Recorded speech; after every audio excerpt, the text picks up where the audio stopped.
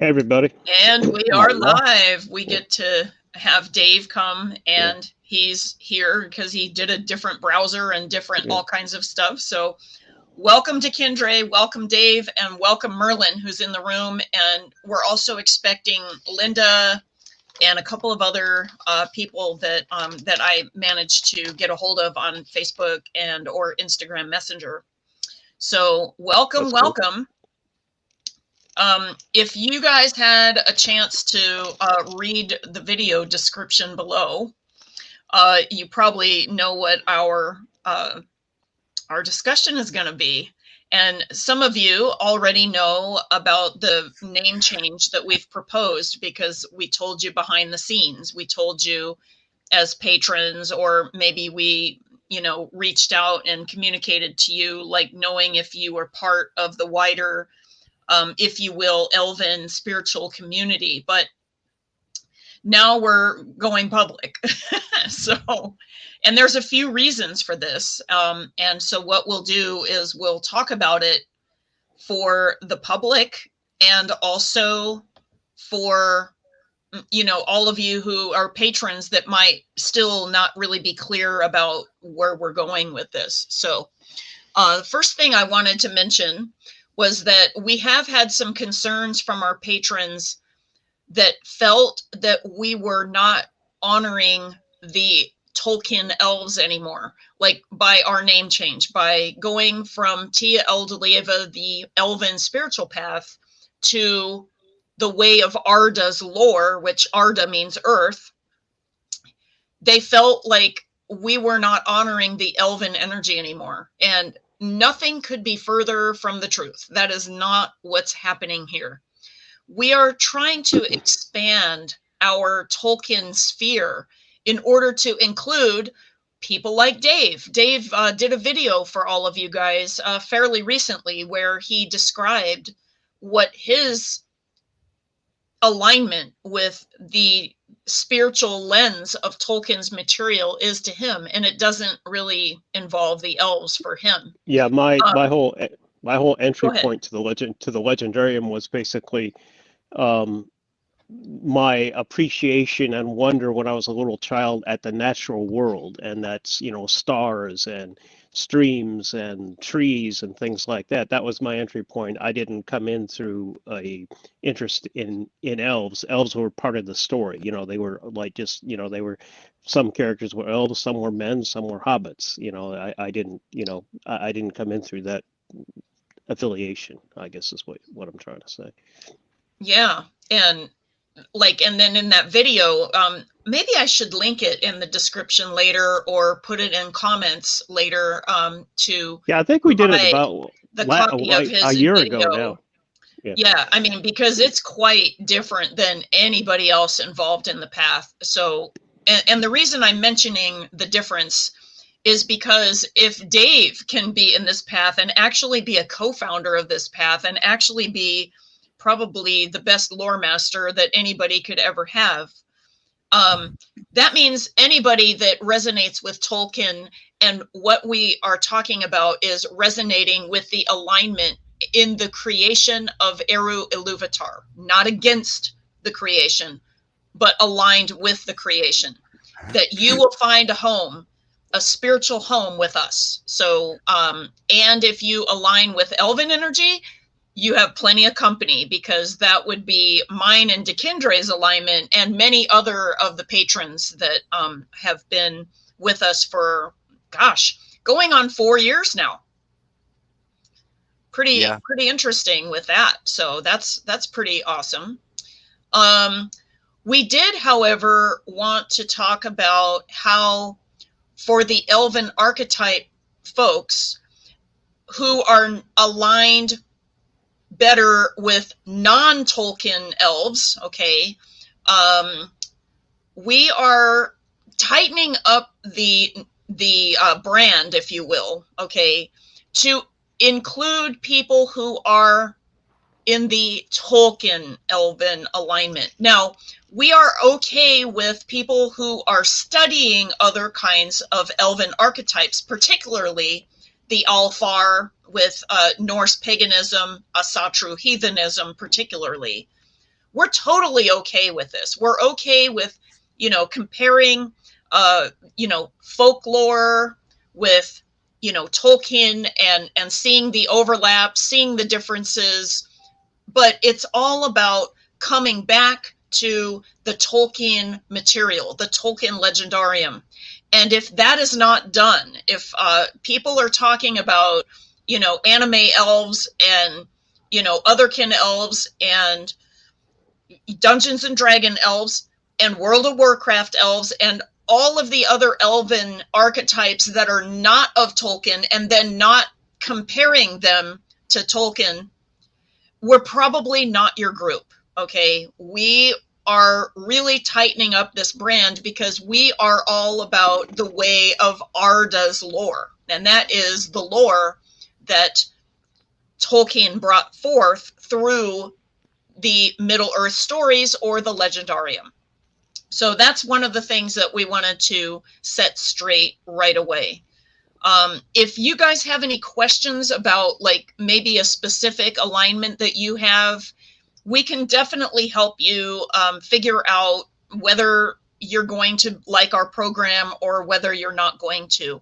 And the next thing that we're going to move on to is our implementation of our, and we put in quote marks, clergy, because we haven't really figured out a better name yet. We will, because we're very creative. We just haven't found what that is yet.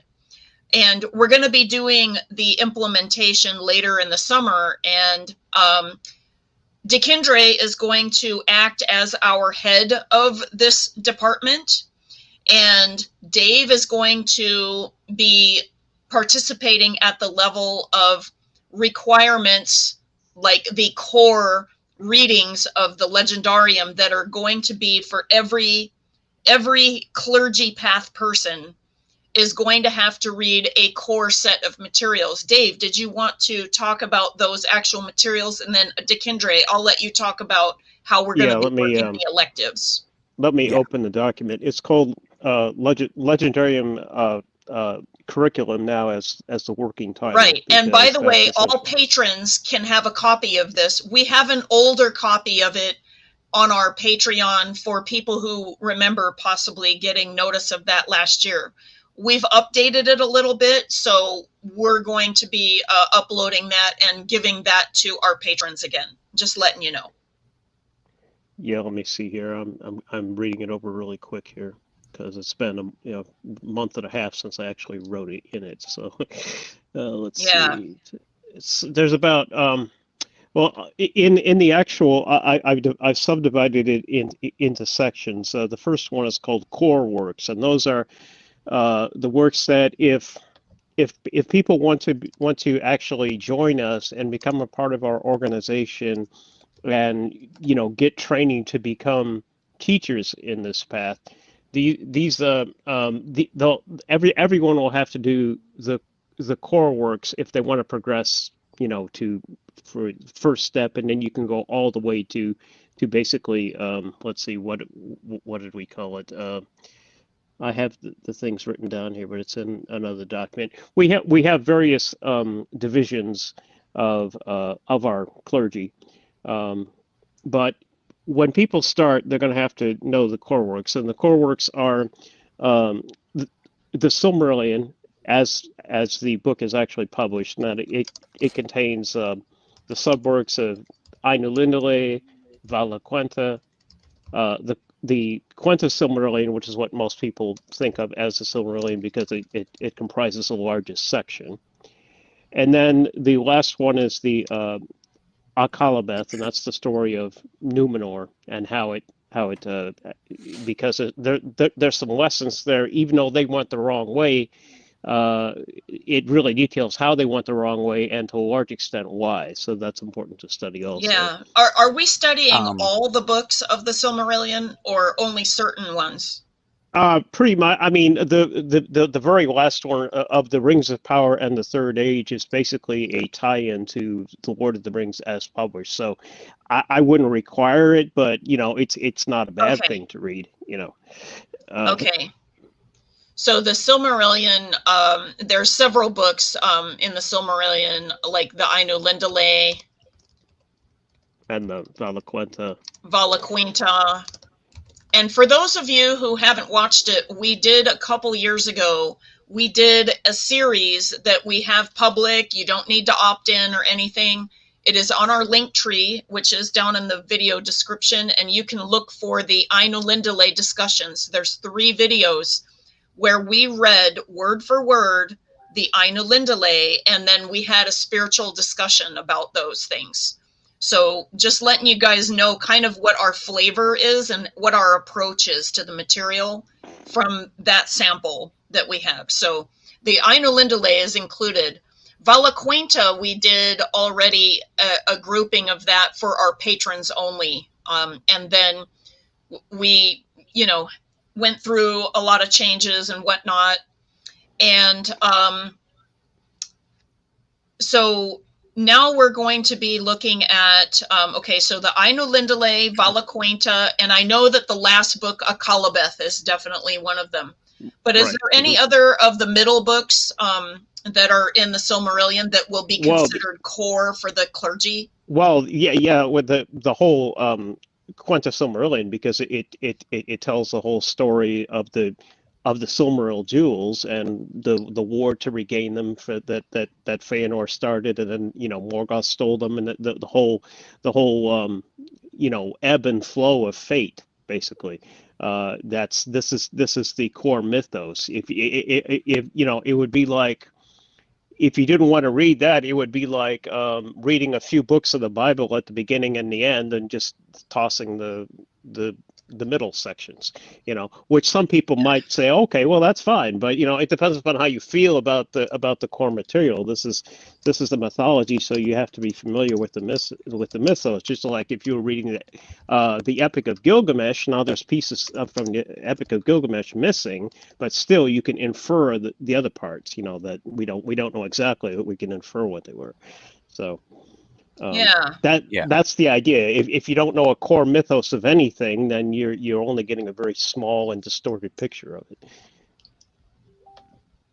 Okay, I'm saying hi to some of our folks on the live stream. Reed has joined us, and I actually recently he made a comment on a different video and was curious about our structure, and he didn't understand how we were aligned, and so I told him the truth. I told him that each of us has different gifts that we bring to this organization, and none of us could do it without the other people. And so Dave, being the Loremaster, and he has a lot of tech skills, but doing all of this and then running the video and, running the organization and having all the stuff that I deal with.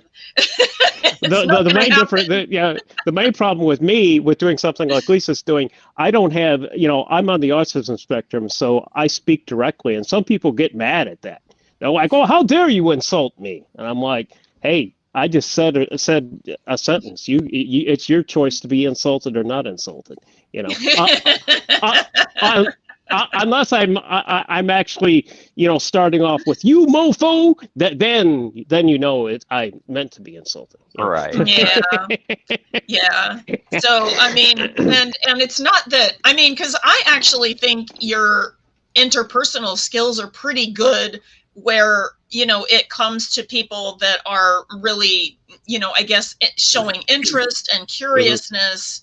I think that it's just that you have more trouble with people who are not serious or are kind of poking the bear, right? And some of us can roll that off our back a little bit easier, and that doesn't I have a problem with it mainly because it doesn't make any logical sense. If you're not really interested in something, then why join it? I know.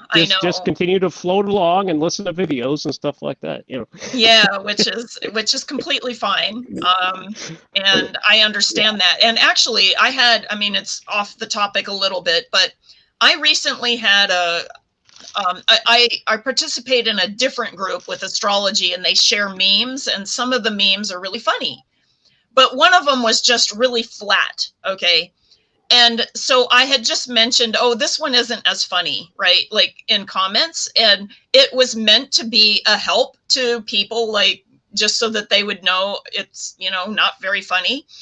And boy, did I get roasted for that. I mean, they were just like, you're a troll, you're a this and that and the other. And I'm like, actually, no.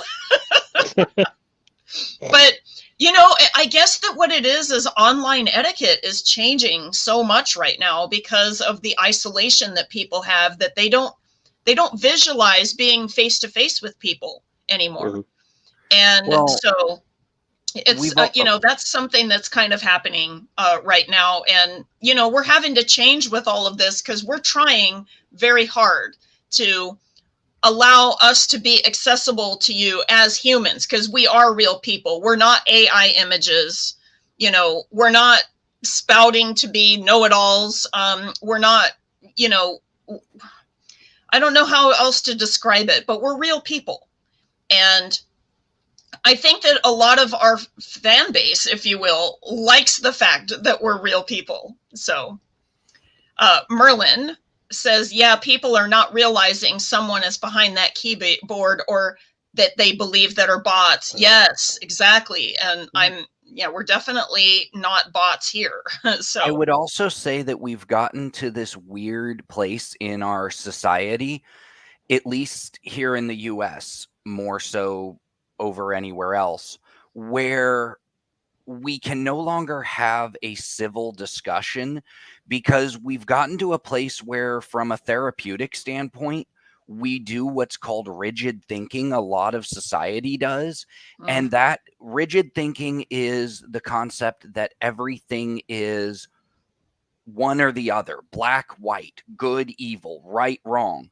We allow no wiggle room. And so we've gotten to a point where you see it in the media, you see it in anywhere, where if Dave disagrees with me, we're no longer just like, okay, hey, we can agree to disagree. You see very rhetoric in the society where, how dare Dave not agree that I think that the Ents are the supreme entities of the, you know, Tolkien mythos. He's now the enemy. Right. And we You're either it's with me or you're against me. It's a very simplistic method, and they do this with politics. They do it with, you know, just about everything, you know, us against them. And what it is that humans' natural alignment with tribe recognition, you know, was a real thing at one time, because if you didn't belong to the tribe and you got kicked out, like, you could die. Like, it was literally life or death. So, you know, this whole you're with us or you're against us is a very fear-based tribal thinking. And it's just so interesting that here we are in this world where we don't even have to have this tribal thinking anymore. We can have educated levels of nuance and different positions, and be okay with having those discussions, but still honoring the person that is having these actual thoughts, these actual, you know, opinions. And, you know, and by the way, we all have different information bases too, and especially now with online, because we can literally find ourselves in an echo chamber if we're not careful. And what I mean by that is that our bias, you know, because Google will match our bias. Like, we literally think that everybody thinks the same way we do, and literally it's a minority, you know, like at this point. And so there's lots of, you know, there's lots of reasons for people to think us against them. And there is a very much of a dividing influence. And of course, the politicians and, you know, I guess you will, the overarching, whatever the 1% is to you guys, okay, like whatever you guys call that, they love it when we are so easily manipulated and easily controlled by black, white, because it's easier to predict, like, our behavior. If we have a range of gray of like lots of places, much harder to control and much harder to predict. So please keep thinking is my, you know, recommendation with that. Well, and it's why I like the dwarven aspect of, even though it annoyed them, the dwarven aspect of never ask the elves a question, for they'll say both yes and no. And it just really shows that it's like, well, yeah, from a certain perspective, that could be accurate. From another, there's a way in which it's not accurate. And so I think it kind of just poses the idea of, you need to think for yourself and try to see the whole dynamic instead of only a piece or the part that agrees with you. Right, definitely. I guess we'll get on with our presentation. So Dave has mentioned the core readings up to the Silmarillion, and then we sidetracked on a little bit, but Dave, do you want to complete the rest of the books outside of the Silmarillion that are going to be considered core curriculum? Yes, and the next one after the Silmarillion, which is the core mythos as it was published. Then there's also the Book of Lost Tales 1 and 2, and I put a little note here. Very important because they tell the earlier versions of the tales, which also appear in the Silmarillion. By reading these, the astute reader will observe that the same core tales are told in different forms, and sometimes the earlier versions contain clearer information. By comparing these variants with similar variants from classical mythology, such as the Epic of Gilgamesh, Beowulf, and a tale of Achilles and Homer's Iliad, they will gain an appreciation of mytho-historical thinking in situ. That means in place, as observed, rather than having Dave Woosley explain it to them. It's always best if a realization comes from within, I think. And that's the reason. There are some wonderful tales in there that people, if you haven't read the Book of Lost Tales, you would be aware. The being known in the Lord of the Rings as Sauron, his original first written form was as a giant demonic tomcat named Tuvo, and now Huan was still a hound, and they had a cat and dog fight, literally. But he had the same sort of Sauronic personality. And as the tales passed through the years and became more developed, the outer surface changed, but the internal core remained the same. In mathematics, that's called an affine transform, but that's essentially what happened. And so that's why the Book of Lost Tales 1 and 2 are important. They tell, say if you had a dream and it was a very detailed dream, and you have two choices when you wake up from that dream. You can write down as much as you remember right then, or you can say, yeah, I don't really have time for that. I have to go to work. I'll write it down when I get back, 5:30. Well, the problem is if you get back at 5:30, a lot of that, the detailed content will have evaporated by that point. You'll be able to remember the silhouette, the outline of the dream, but not all the details. You'll remember some of them, but not all of them. If you write it down, you can capture it right then, and you'll get a lot more detail. And that's what actually the Book of Lost Tales 1 and 2 show, because we believe that that Tolkien wasn't an ordinary writer like Stephen King, for example. Stephen King writes a lot of novels, but Tolkien reached through. It was more of a Gnostic, that is small g, not capital G, because that's a different religion. But gnosis, as in knowing, as in the original Greek root word, that there's a. The best way I can explain it is one of my favorite authors was a medicine man among the Lakota Sioux named Black Elk. And he said that there's another world, a truer world beyond this one. And everything we see here is like a shadow from that one.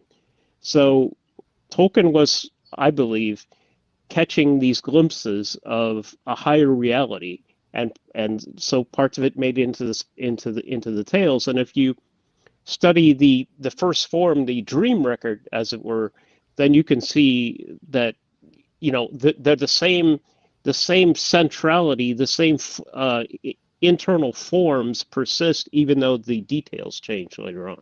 So it's very interesting to see that in action, so to speak. Okay, so that was the final part of the Lost Tales. No, books 1 and 2. yeah, oh yeah, that was book, yeah, book, and Yeah. then I have 3 more works in the core work, core works. Next one is on fairy stories, and that's an essay that he wrote for a speech he did at a Scottish. I don't think it was a Scottish college. It was a Scottish like Mythological and Writers Association. I think I'd have to look it up precisely where he did this, but it was definitely in Scotland. He was speaking to a Scottish audience, and I said that's important as an exploration of Tolkien's concept of the imaginal realm, which is what we call this other. I mean, we didn't make it up, but we used that frequently. That's and he wrote about it in on fairy stories, and he termed it fairy. And this is the next quote is from the Atlas of Middle Earth by Karen Wynne Fonstad. Tolkien did not wish to create a totally new secondary world. In an interview, he once responded, "If you really want to know what Middle Earth is based on, it's my wonder and delight in the earth as it is, particularly the natural earth." He also wanted to provide a new mythology from the English viewpoint, so he took our world with its processes and infused it with just enough changes to make it fairy. And fairy is the land, the place where these mythological and in beings that we don't see in the modern world right now, but there's a maybe you can help me out, Lisa. Here, I'm trying to explain it precisely. Yeah, so there's terms that are crossover, and by the way, there's different meanings for different groups of people about definitions of what fae and fairy are, and there is a difference between the beings of these worlds and then the worlds themselves, and so there's different people that call the fae beings, and then there's people that say fae and they actually mean the other world. Okay, there's people that say fairies and they mean the beings, and then there's people that say fairy and it means the other world. And if I'm not mistaken, I believe that the Elvish pronunciation for Tolkien's name for that world is Fëarie, if I'm not mistaken. Probably, but yeah. Yeah, because it's spelled differently. It's spelled right. F-E-A, like spirit, and then Rie, which is, right. you know, like of that right. world, right? Right. So, although in this essay to the Scottish audience, he probably used the more. He might have not used Elvish. Yeah. Yeah. Yes. And anyway, that's an essay that he gave to like an academic sort of audience. If you want to read the story version of that, the next requirement is Smith of Wootton Major, and that's exploring the same concept, but it's in the form of a story. It's set in the Middle Ages, and this guy becomes a smith, and when he's a little kid, he eats the village creates this cake, and there's a fae star hidden in the cake, and he eats it, and he gets visions of far lands, but also more skill with his chosen profession, which is blacksmithing. And so he became it's all about his adventures until eventually he gets old enough where he has to hand on the fae star power to someone else, someone younger. So that's a really neat story. It's one of my favorites. Yeah. And then, and this is important, just to understand Tolkien himself as a person and the time that he was writing it. It's letters by J.R.R. Tolkien. And it contains a lot of stuff about him, but it also contains, because he would answer fan letters.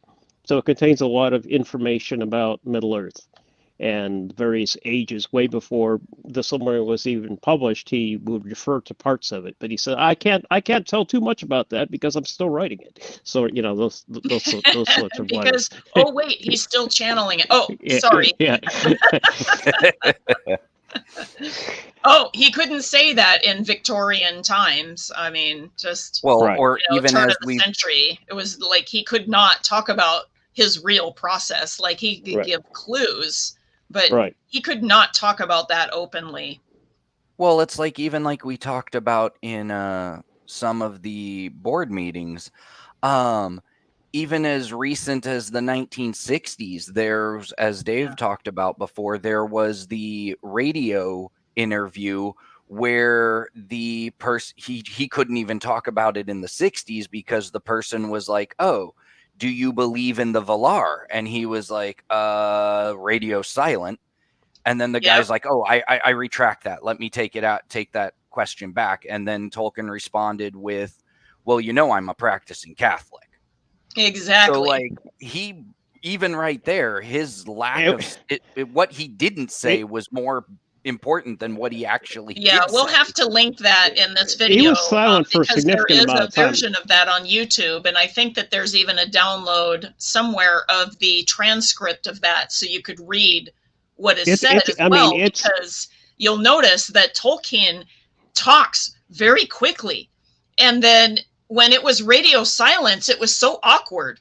Like he was so talkative and so like jovial and everything, and then it was like boom. Nothing. It was a long time too. I mean, it was like 15 or 20 seconds, so. Yes. So the other things that we can talk about also, and again, part of this is revealed in the letters of J.R.R. Tolkien, where it talks about, when he had meetings with the Inklings, who are some of the writers, like that it's C.S. Lewis, who was the writing The Lion, Witch, and the Wardrobe, and that whole series. And other authors at that time. And when they were reading Tolkien's material, they were like, "Oh my gosh, this is amazing." And then they had a list of questions. What about this? What about this? What about this? And rather than Tolkien saying, "Oh, wow, I need to work out those details, maybe that would be a good thing to do," he instead said, "I need to go find out." And he that's said a whole different process. He said it repeatedly too, not just in one letter or one instance. No, there was an instance, the one that I always touch on because it shows it to the same what we're talking about, is when he describes like what the hobbits were wearing. He would be like, "Oh, they are wearing brown pants with green shirts," and people would be like, "Okay, well, that's too vague. What do they look like? Can you describe the cut of the pants? Can you describe the style of the shirt?" And he would respond in numerous occasions with, "I wasn't shown that," or "I didn't see that." So he would hint very obviously multiple times that he wasn't necessarily writing the stories as so much as he was recording what was being shown to him. Yeah. And of course, the process of him with language. Okay. So on that note, he was not only channeling it from these beings, whoever he was working with, they literally were able to teach him Elvish over the years, probably started when he was a kid, because he already had language ability.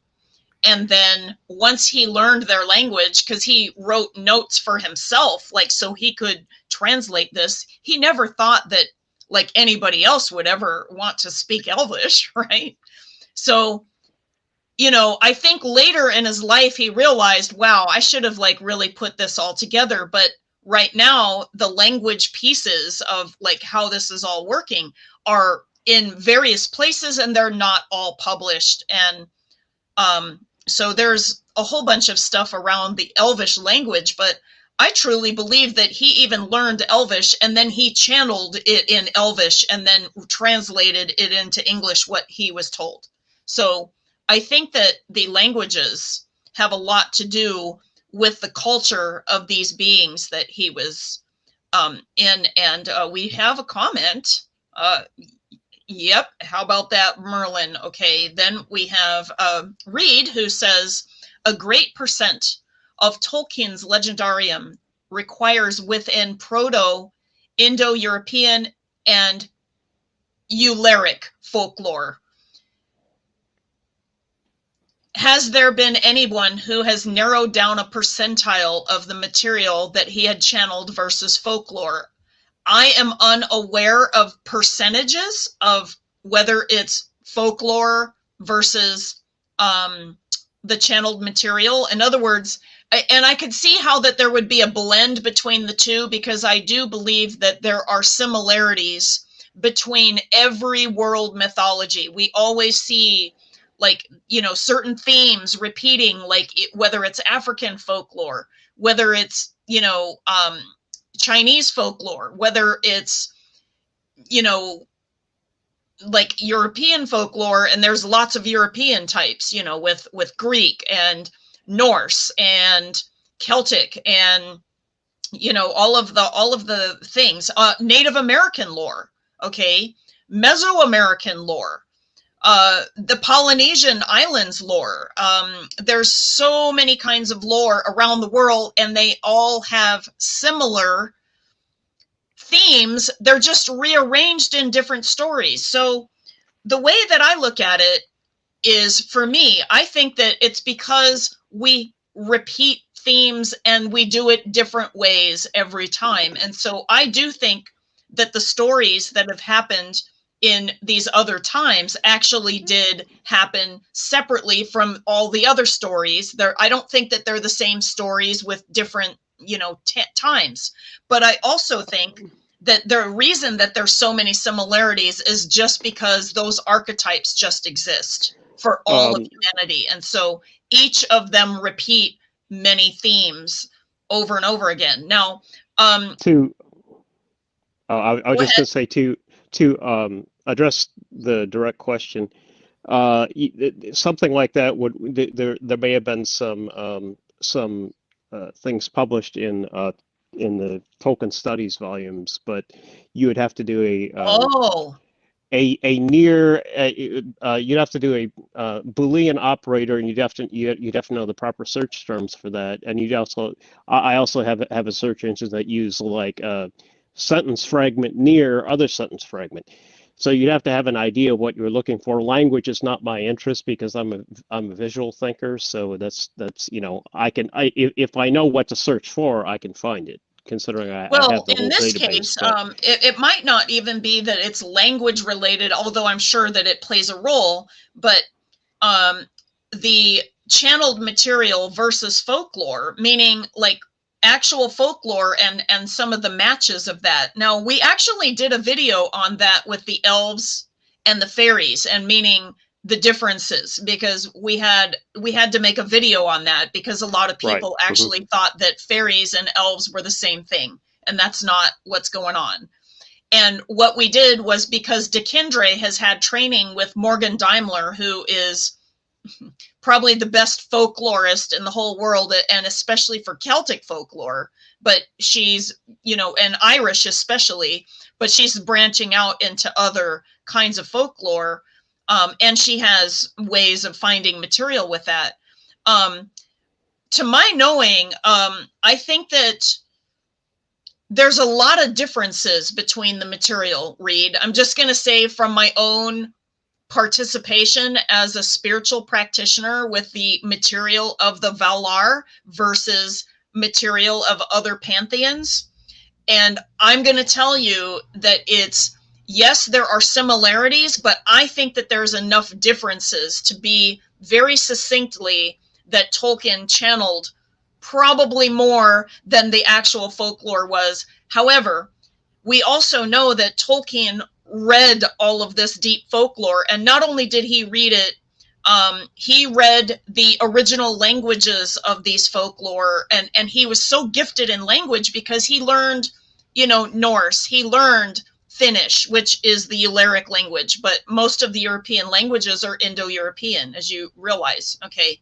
He read Welsh, he read Middle English, Old English, you know, Modern English, you know, and all of these things, and Anglo-Saxon, and all of these things that have so many variations that it would be so hard to keep up with. And Tolkien was a master of this in probably any century that ever was. I can't think of a better linguist in any time period of any time, you know, in history that I can think of. I can't think of any. So that's my assessment as an estimate. But as far as like running it through, you know, like sifting it through an algorithm to see like what is different and what is the same, I am not sure about that. But my guess is that it's more channeled, but folklore is definitely woven in ways. That's what I think. Anyway, the last core work is Lord of the Rings Appendix D, because that deals with the calendars and how they're structured. And the only real Elven calendar that we have evidence of from the text is the calendar of Imladris. So that's the one that we used, and we came up with the moon names by taking the Quenya names of the months and just adding Isil in front. So that's how we came up with the moon names. Yeah, and actually I'm typing out the Elven the WordPress. Okay, I'm typing up the calendar.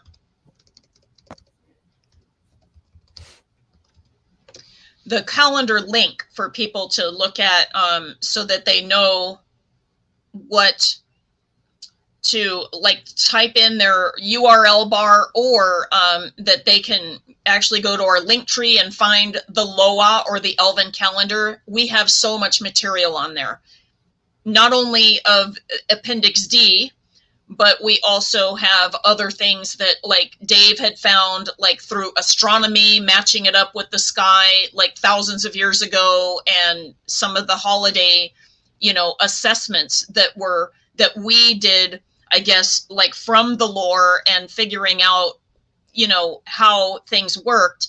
And we did that like by also cross comparing the prior types of pagan calendars. Now, the thing is that the eightfold calendar that we currently have is actually a more modern invention, but it was a good invention. Many societies had done just the cross quarters. So like the ones that are like Imbolc, Beltane, you know, Lammas and Lunasad and Samhain. Okay. Other cultures, like the Norse culture, had done like Yule, which would be like the solstice, the winter solstice, the spring equinox, the summer solstice, and the fall equinox. So that was their holiday system. And then combining them together, they make an eightfold calendar, and it really worked out well.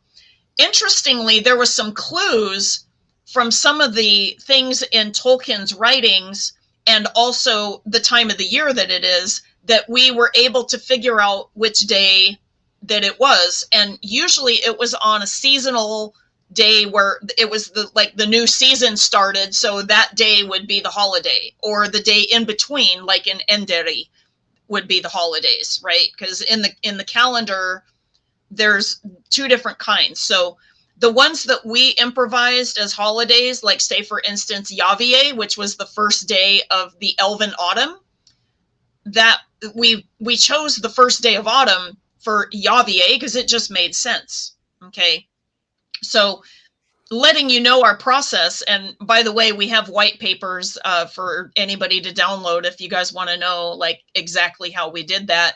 And for a long time, we actually used the Encyclopedia of Arda's calendar until Dave reworked the whole thing. And he actually made it more simple than even the Encyclopedia of Arda. And even the Encyclopedia of Arda person that created that algorithm knew that it was just an estimate. So, you know, we were using a good estimate for a long time. And then in 2023, we adopted the new calendar. Yeah, So we had some conversation with the Encyclopedia of Arda admin, basically. So, and that's yes. in the white paper that describes how we came up with the lunar calendar. Yeah. So, Reed, we hope that answers your question. And so we have the Lord of the Rings, Return of the King, Appendix D for the ritual calendar. I put the link, and we will try to put the link in the comments later for anybody if it's not linking up for whatever reason, because I'm not seeing that it's able to link up. And then the other thing that I thought would be a good, since we're reading Tolkien's short stories, I thought that another one that would be a good idea would be Tree and Leaf. And the reason for that one is that it would demonstrate Tolkien's environmental and an alignment with nature and plants, and particularly trees. He was very aligned with that. Do you mean Leaf by Nigel, that one? That's right. I thought it was Tree and Leaf. You know what? You're right. Leaf by Nigel. There was a publication a long time ago. I think it was first published in. Sorry. It was a collection of Tolkien tales. It was called Tree and Leaf, I think. Okay. That was a bit before my time, but Leaf by Nigel. I did read okay, it. And I switched those up, and this is why we have Dave, you guys, because I get them confused. So true. Yeah. So anyway, so that is our core materials. And then Dekindre, did you want to take over with kind of, and we don't have to go through every single category, but kind of a general overview of how we're going to be working our elective programs, and then like particularly with magic, which is going to be something Correct. that is your forte. And Astrofel says hello, yay. Awesome. Glad to see you. So we have the elective part, and what we have done is qualified some of the elective tracks with a matching either Valar or Maiar or, Ishtari or what have you. And so, Dekindre, I'm going to let you take over for that. And it doesn't have to be exact. We can just give a general view for our audience today. So, general view, for those who don't know me or haven't been introduced to me, I've been with Way of Arda's Lore now, formerly TE, for almost 10 years, I'd say. I found Dave and Lisa about 10 years ago, came in as just a group member, and then about 4 years ago, maybe 5, is when I joined the board. And my background was, I've always been fascinated with the Tolkien lore, but meeting Dave and them, I was like, oh wait, this really resonates with what I've been looking for. My personal background is in metaphysics and magic, to the point that that's the business I'm running, to all sorts of things. But I've spent about 25 years studying in depth everything from Asatru, Celtic Druidry, a bunch of the Eastern philosophies. And so what they brought me on originally, or well, not even originally, it's where we've grown into, what my branch of interest in is taking it into a spirituality. And we're going to come up with a better term, because I don't like the term clergy. It's cringy to me, but it's all we've got at the moment.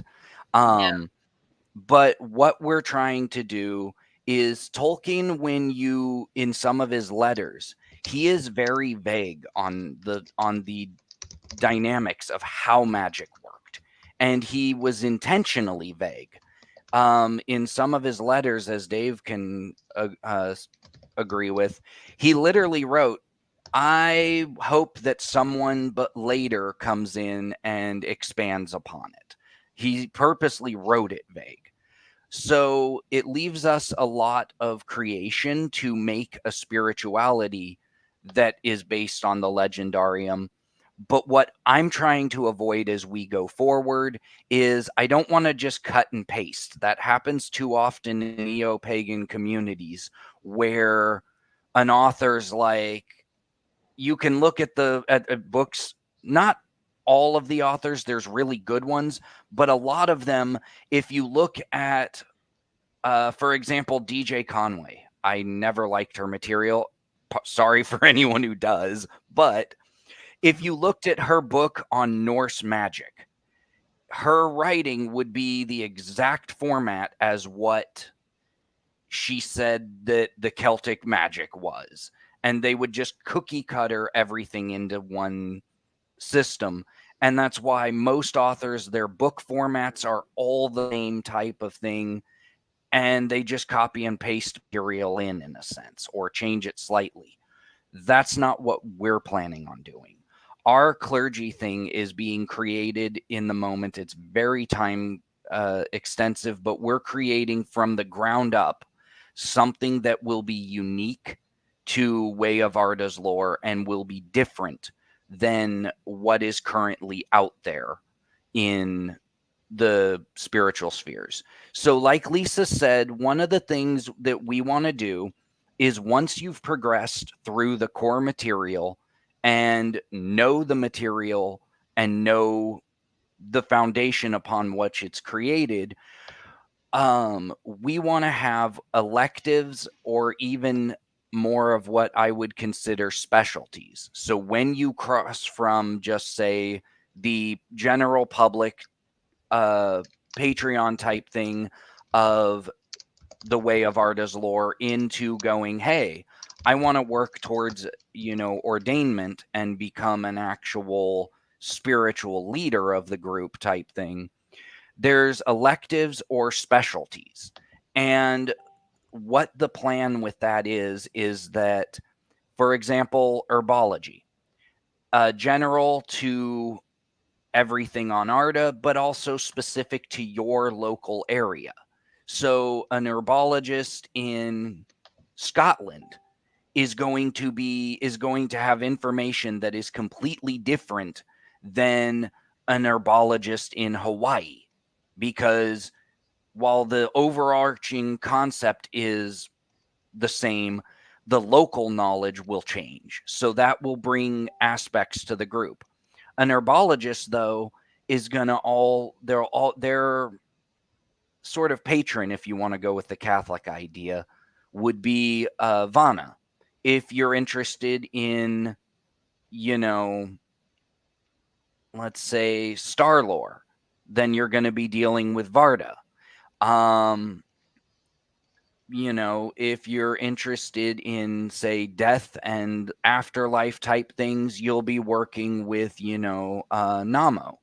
So what the idea is, and that's not to say that you can't study other ideas or other electives, but the primary elective that you choose is going to be the one that it's kind of expected you're going to go in depth on. And some of these we can do now as we progress in the next year. Some of these will be future ones. For example, anything like working with Alule for metalsmithing. I don't know blacksmithing. I will be completely honest. I've dabbled in it here or there, but I'm not a blacksmith.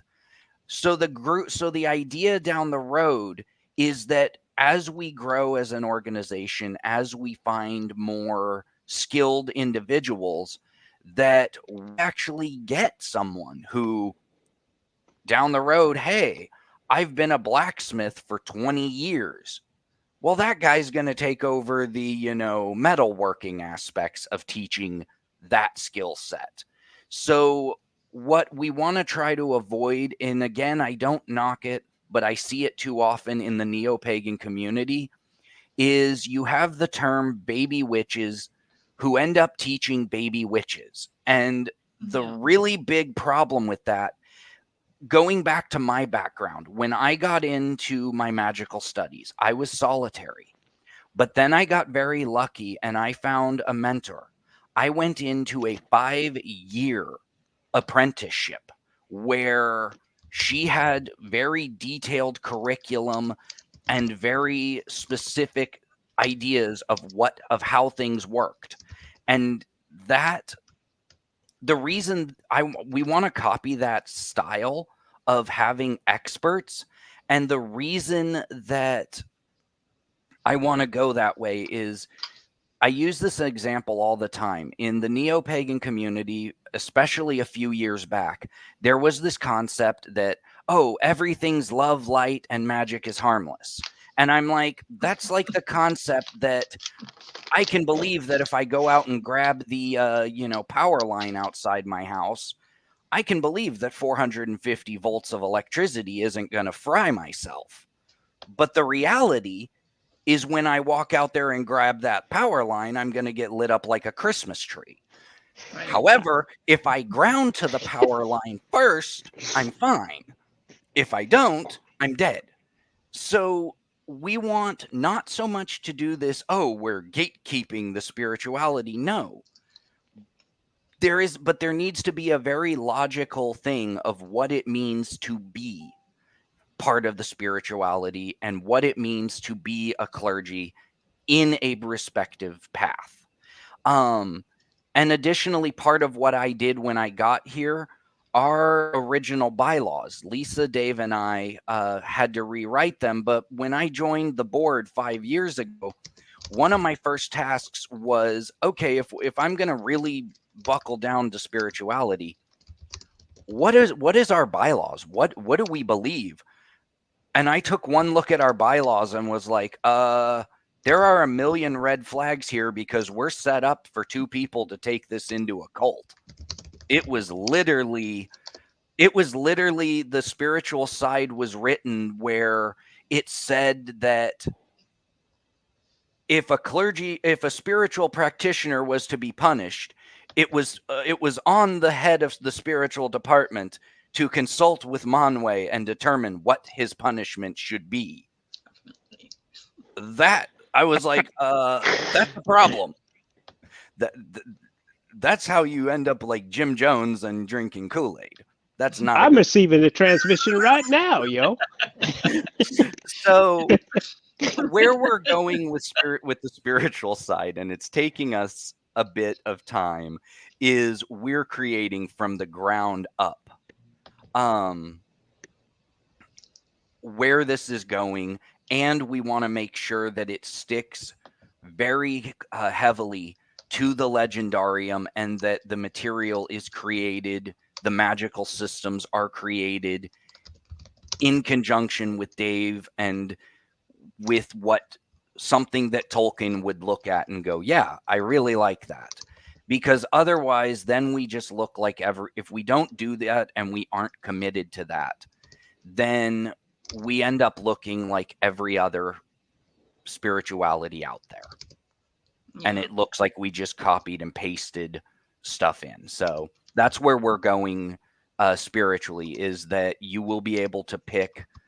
We have about 12 of them. It's in the documents, maybe even 15, but each one connected to a Valar, and then you would work with that.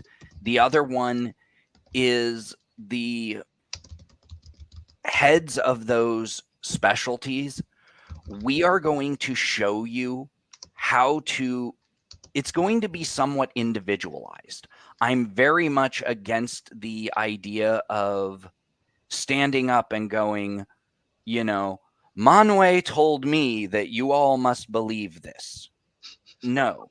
Manwe's messages to me are going to be oftentimes entirely different than what it will be for you. But the format, the process in which we get that information will be the same. Or the style in how we do our meditations, that sort of thing will be the same. But the information that you discover as an herbologist on the spiritual side is going to be unique to you and to whoever it is. It's not going to be, because that's the other thing. We've seen some people come in and they're like, well, tell me, what do I need? Tell me what to believe. And it's like, no, That's your journey, not mine. I can't teach you that. Yeah.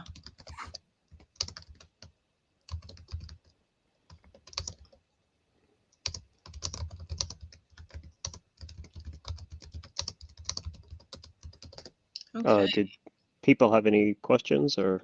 Yeah, I'm highlighting as Okay. So Mel Faroth, who, gosh, she's been around for a really long time with us and hasn't been able to attend a live in, goodness, I don't even remember the last time. So she's actually here with us today, and she says that she appreciates that consideration greatly.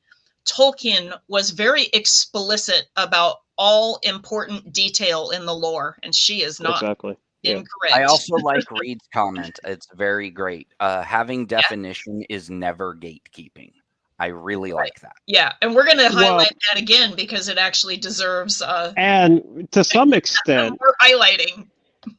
To some extent, the lore gatekeeps itself because you have to be of a certain, you have to have a certain interest, and also, not to diss anybody, but a certain level of intelligence to even be attracted to something like that.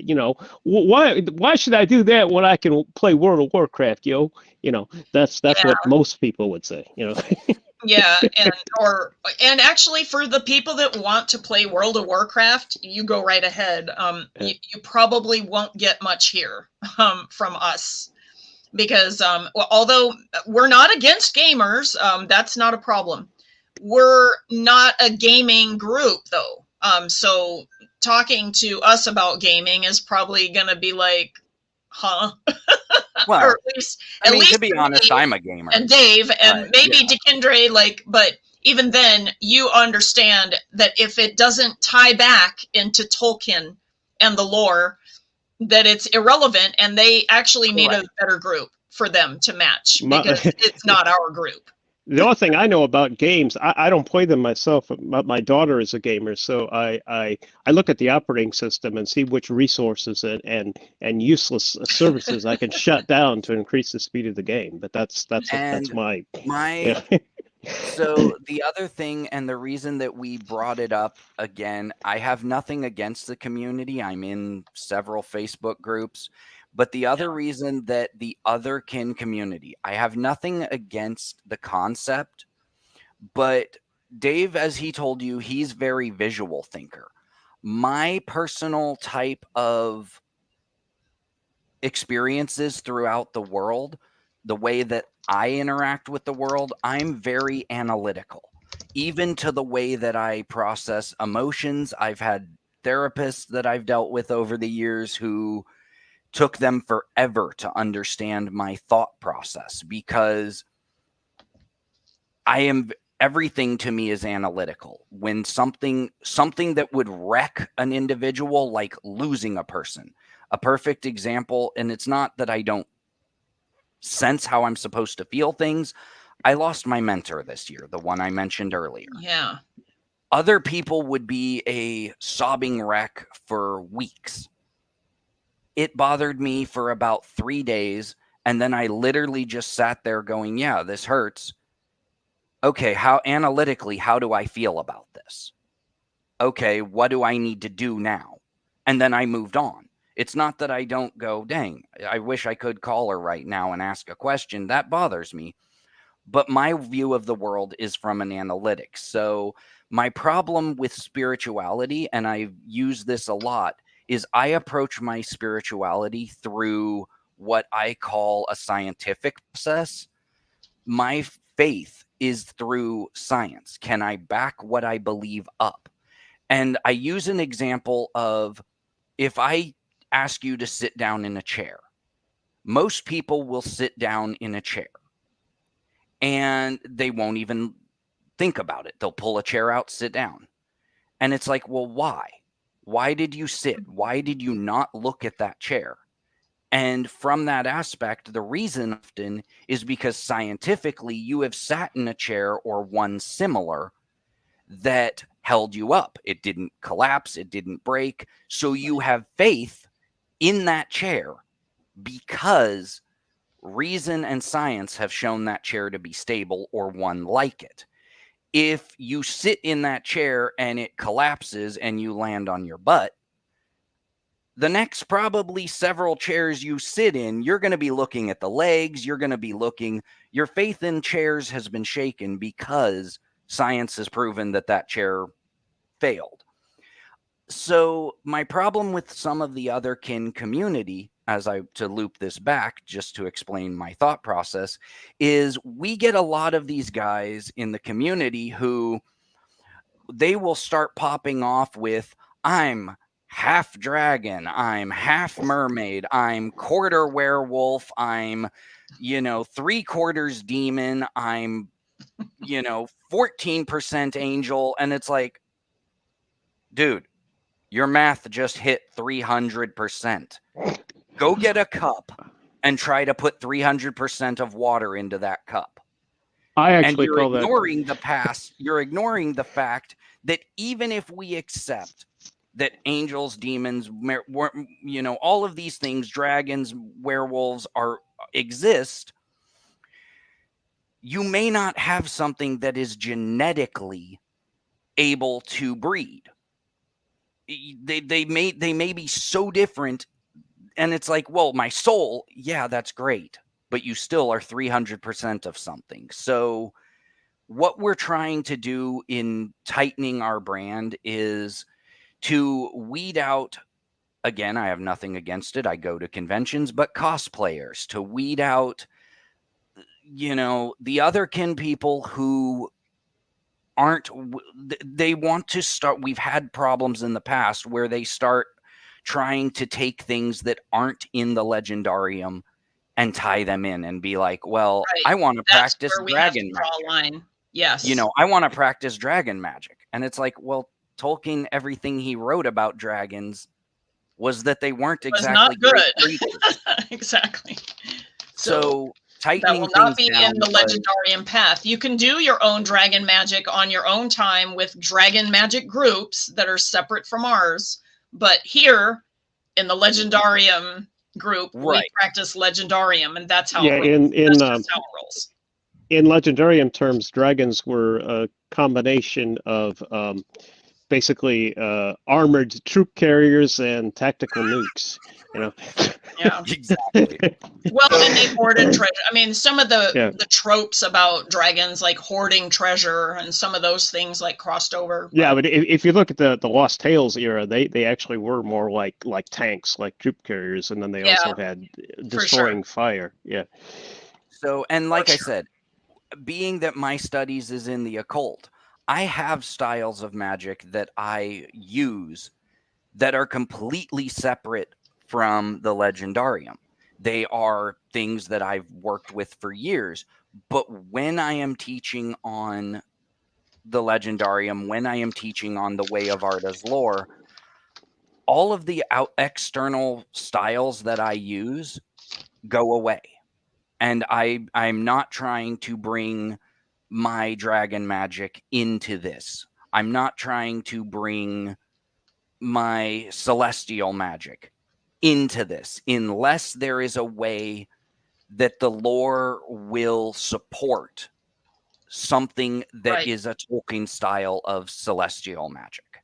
And you need to look and go, well, all right, are there Maiar? Are there other beings that are celestial that I can work that style of system within Tolkien's work? Right, and you have to do a thorough search with some of the beings, because the lore is not all like, it's not organized such that we're going to know everything about that character without like scanning all of the legendarium, of which Dave has figured out a way to do that. Okay, really awesome system.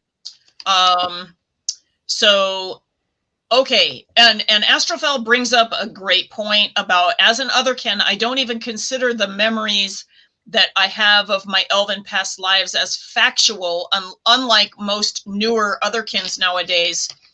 Right, meaning that they're personal for you, but they're not enough for you to change a path where it overrides the legendarium. Well, and the second comment, the follow-up one, some people can't separate fictional and reality. Yeah. And that is something that I have said very much so, is that it seems to be a very big issue. Like, we joke on the board meetings, but it's the same thing I sometimes have issues with the reincarnation aspect, because nobody, and Dave knows, and Callantir Niel knows, nobody that I ever meet is like, yo, one of my past lives was mucking out, animal stalls in the local village. No, it's always like, I am the reincarnation of, Pharaoh Tutmosis III. Nobody's ever just like, yo, yeah, no, my job was the animals. I mucked stalls. I was an untouchable in ancient India mucking out the sewers, yo. Yeah, I got you beat.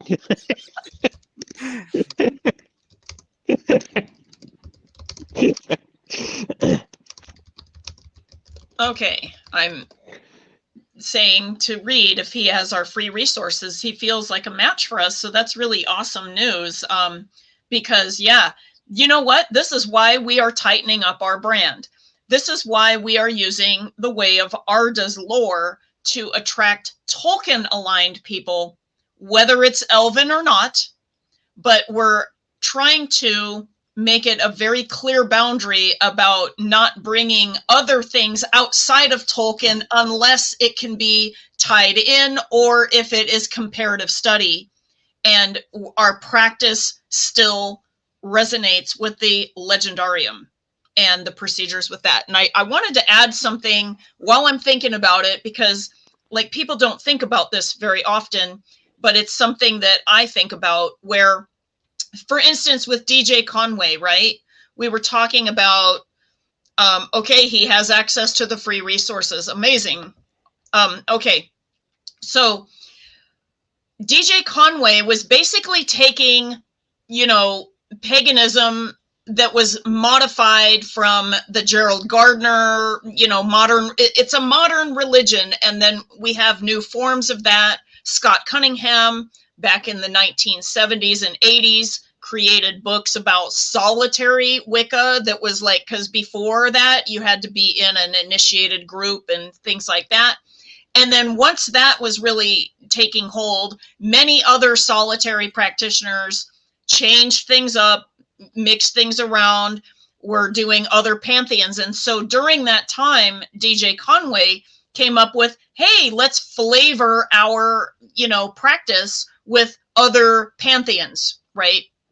So she did Celtic witchcraft, did Celtic, or I'm sorry, like Celtic Wicca, if you will, okay? Norse Wicca. And then, like you said, she just took elements and then shoved it in a system. So she wasn't actually practicing Norse magic, Norse paganism, Asatru, heathenism. She was just taking elements out that she wanted and putting it into witchcraft. Some people have done that with Tolkien in the past, where they take elements of Tolkien out and shove it into their witchcraft, where they pair together something like Gandalf for the god and then Galadriel for the goddess. Okay. And then they do an eclectic witchcraft ritual. Okay. Like, as a for instance. And in that we are legendarium aligned, we would never do that, because we know the implications of that. First off, they're not even of the Valar, for one. I mean, like, in order to, like, if you're trying to do pantheons and alignments, like, that's not even the right alignment. And then secondly, there can be some bad stuff that happens when you do not have your lore and underpinnings and in the right places, and your magic can go sideways if you're not careful. Okay.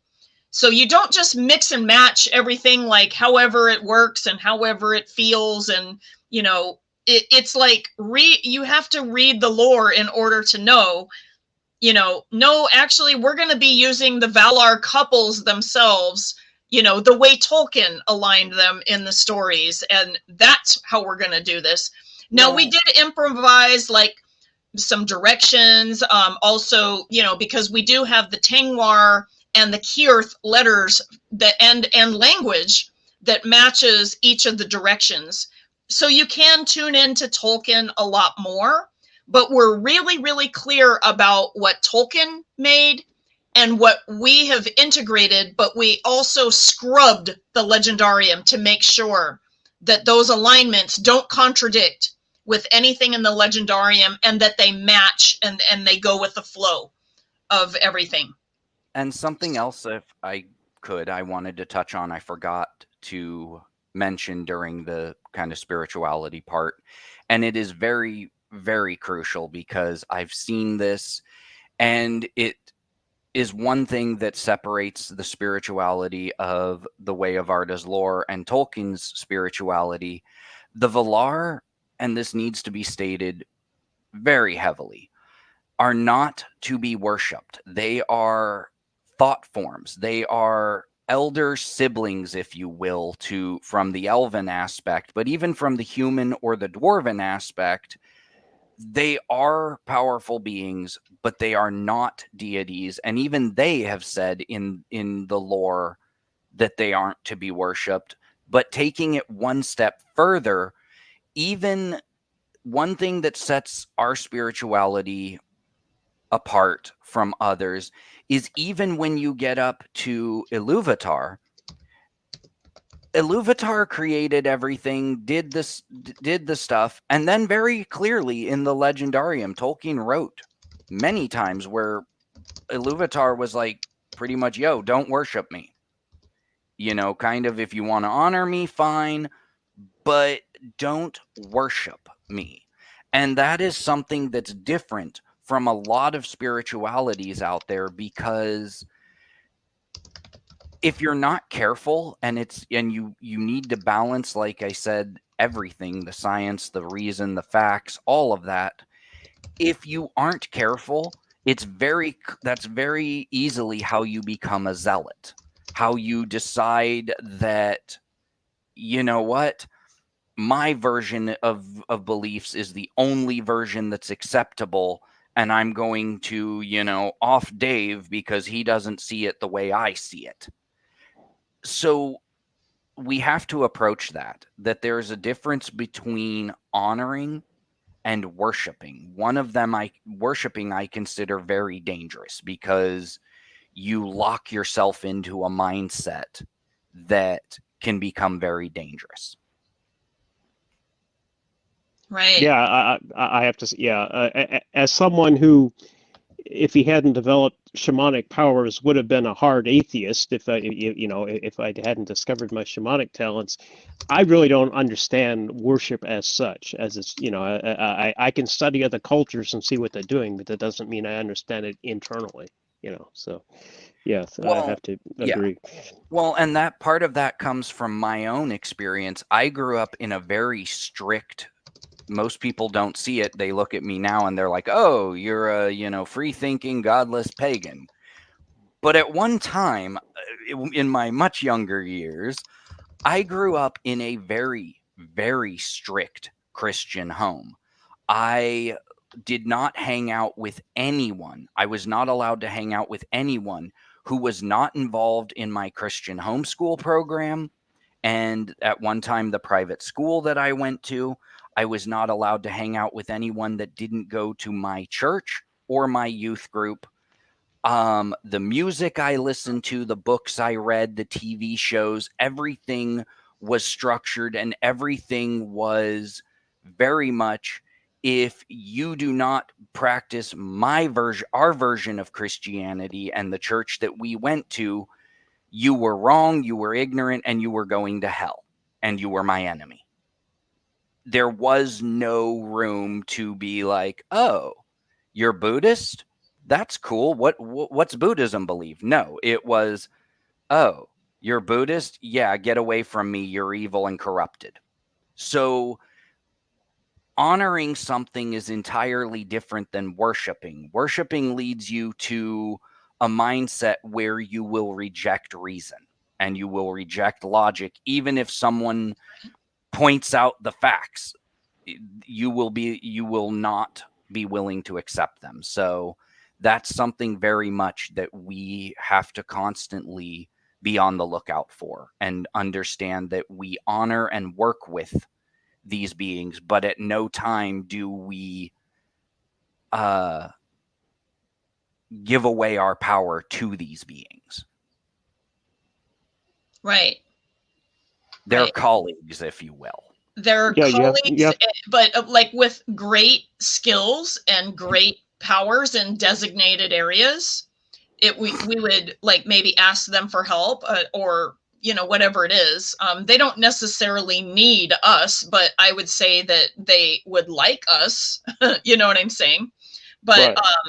The other thing that I was going to mention was that when I imagined how we would all create circles, rather than making a gigantic circle that is connected via, non-sovereign energy. And what I mean by that is that I'm collecting people's energy. That is not what happens here. Each person does their own circle around them, and a thread of energy may connect the energy so that it resonates together, but it does not endanger your sovereignty and your groundedness and your particular connection to the spirit world and to the source material. Absolutely. And the reason I do it this way is because I have been involved in both online and in rituals in person with circles wherein all of the energy was combined from all of the people that were in the circle, and inevitably one, attention seeker, psychic vampire, whatever it is, would come and take all the energy away and for themselves, and then leave everyone else that was doing the work without that satisfaction. Like, in other words, we get together for the rituals to have community, and it resonates outwards, but we are not practicing like energy, like, inappropriate energy exchange. Okay. Oh, Faith is here. Hey, Faith.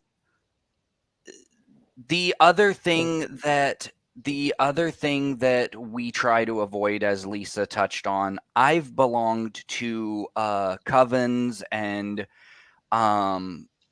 paths in which I left them when I discovered that we all showed up to work on let's say a healing ritual for our community. And we're going to focus our energy into revitalizing the energy in a specific county or wherever we are. And we're using a certain day, a certain time, a certain hour, only to discover that the actual leader of the group, unbeknownst to everyone else, took 40 people's energy and turned it into a personal attack on his ex-wife. Oh my goodness. So one of the things, like Lisa said, by keeping it very much, in essence, compartmentalized, but part of a community, we can ensure that no one individual is redirecting the energy to a direction that you yourself would not have participated in if you had known what the true intention of that casting was. Right. Yeah. And by the way, all of us are pagans, or at least non-Christians, I would say. And Melfaroth did mention that she considers herself a Christian. And I wanted to let people know who are Catholic or Christian, you are absolutely welcome here. And you do not have to refute or call away your alignment with the Christ in whatever way that you do that while you traverse the way of Arda's lore. And in fact, we even built into the rituals something special for Christians so that it would make you feel more comfortable, that you can invite the Christ spirit in circle with you, along with the energies of the way of Arda's lore, which is through Tolkien's legendarium. so that you can do both together, and it will help you deepen your practice, if anything, on the spiritual level, because hello, Tolkien himself was Catholic. So we don't have a problem with this. And if I could touch on to one thing, since it did come up, my relaying my experience of what I grew up with was not to say, oh, all Christians are bad. No, please do not. Let me 100% let me state that was not my intention. I know people who there's two differences. There are what I call true Christians, but they're in any spirituality. There is a true practitioner, and then there is a fundamentalist or an extremist. For the way that I see this, most of modern Christianity, the churches that you go to, most of those are fundamental extremists. Within every congregation, though, are your handful of true believers, true spiritualists. When you look at the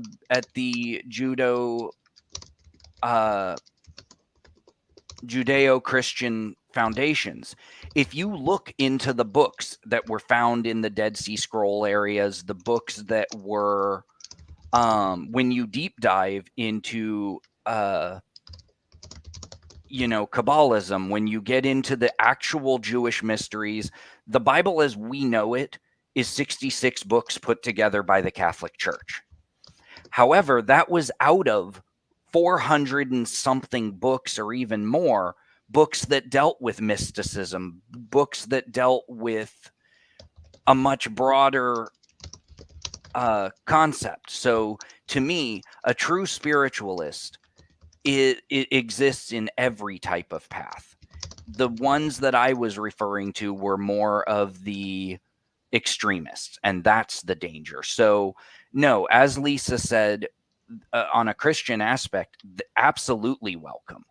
Where, that's because there's a difference of what words Jesus spoke from having read the Bible and what the modern church teaches. They're two different concepts. In fact, I've started seeing people reject Jesus's own words in our society and be like, oh, that guy was weak. That guy's pathetic. And it's like, whoa. That's the foundation of what you should be trying to be. And even Jesus admitted that abilities existed, because he said very much, he told his disciples at one time, the things that I do, that I can do, you can do, and even greater. He didn't say you have to come to me to get those. He said literally, if you embrace your own abilities, you've got these inside you. So yeah, there is absolutely a place for anyone of all types of paths to blend into here. Yeah, and by the way, we should mention that embracing abilities has to do with really increasing your vibration, and you do that through emotional regulation, meditation, reaching that space of joy as much as possible. And if you guys want to know more about that, all you have to do is look at things that about ascension or other things that talk about raising the vibration. And one of the reasons that this is pretty important right now is that I really do believe that astrologically and solar flare wise and earth energy vibrational wise, that everything is rising right now. And what it's doing is that it's affecting us to be where we need to rise in our vibration in order to get to the next unfoldment of time right now. And that's why one of the reasons that I think that we have co-founded this path is that it is a way to do that is aligned with people like us, that align with Tolkien and his really channeled mythology. Just saying. Oh, and you did touch on it, but Astrophel, your question of going back to the Valar subject, will this change the way we do the Elven holiday rituals? We hadn't spoken on that, but no, it won't. If anything, it will increase the abilities from which someone, I have a friend, for example, who their view of the world around them is a lot more from a dwarven aspect. So rather than changing how we do it, we will still, the stories were very much from an elven perspective, but we will very much also be able to incorporate something so that people who identify from a dwarven perspective could come in. Something where a person from a human perspective, or as we've said, Dave's perspectives, the intention is to expand things so that more people feel included versus excluded. And that is part of what we do, because everything in Tolkien's work, while it is predominantly elven, I was actually watching a video recently, and there's little things that if you study the things, nothing was ever done by one. No situation was ever solved by one race alone. Even something as massive Exactly. as the Sword of Narsil, which later became Anduriel, the Flame of the West. When you look at it, it was forged by a dwarven smith, given to a human, and reforged and powers increased by the elves to become a symbol that, while yes, a human king was wielding it, you have something that every race contributed to make a symbol of Arda as a whole, not just, so it kind of illustrates the point that nothing in the Legendarium is race specific. Everyone kind of contributes, and that's where we're trying to go, is multiple different viewpoints can blend and create something much bigger than any one could create. Okay, so we had just a question about Elvish language with raising our vibration, and I thought that was a great question, and it might even need to be rephrased in a different way in order to arrive at an Elvish thing that means that particular, like that particular sediment. Okay, but what we'll do is we will take a look around with some Elvish linguists that we know and see if we can get that for you. That is interesting. I know that that in Illusive Valiant, I know that in Illusive Valiant, which is my other group, we collaborate a lot, and we use the Valar names in our rituals, and it's a different and more powerful energy. But as a shaman, I can sense the energy of the word, and it really gives it a great it can become a transformative experience when you're doing a ritual like that. So, just wanted to comment. Yeah, brilliant.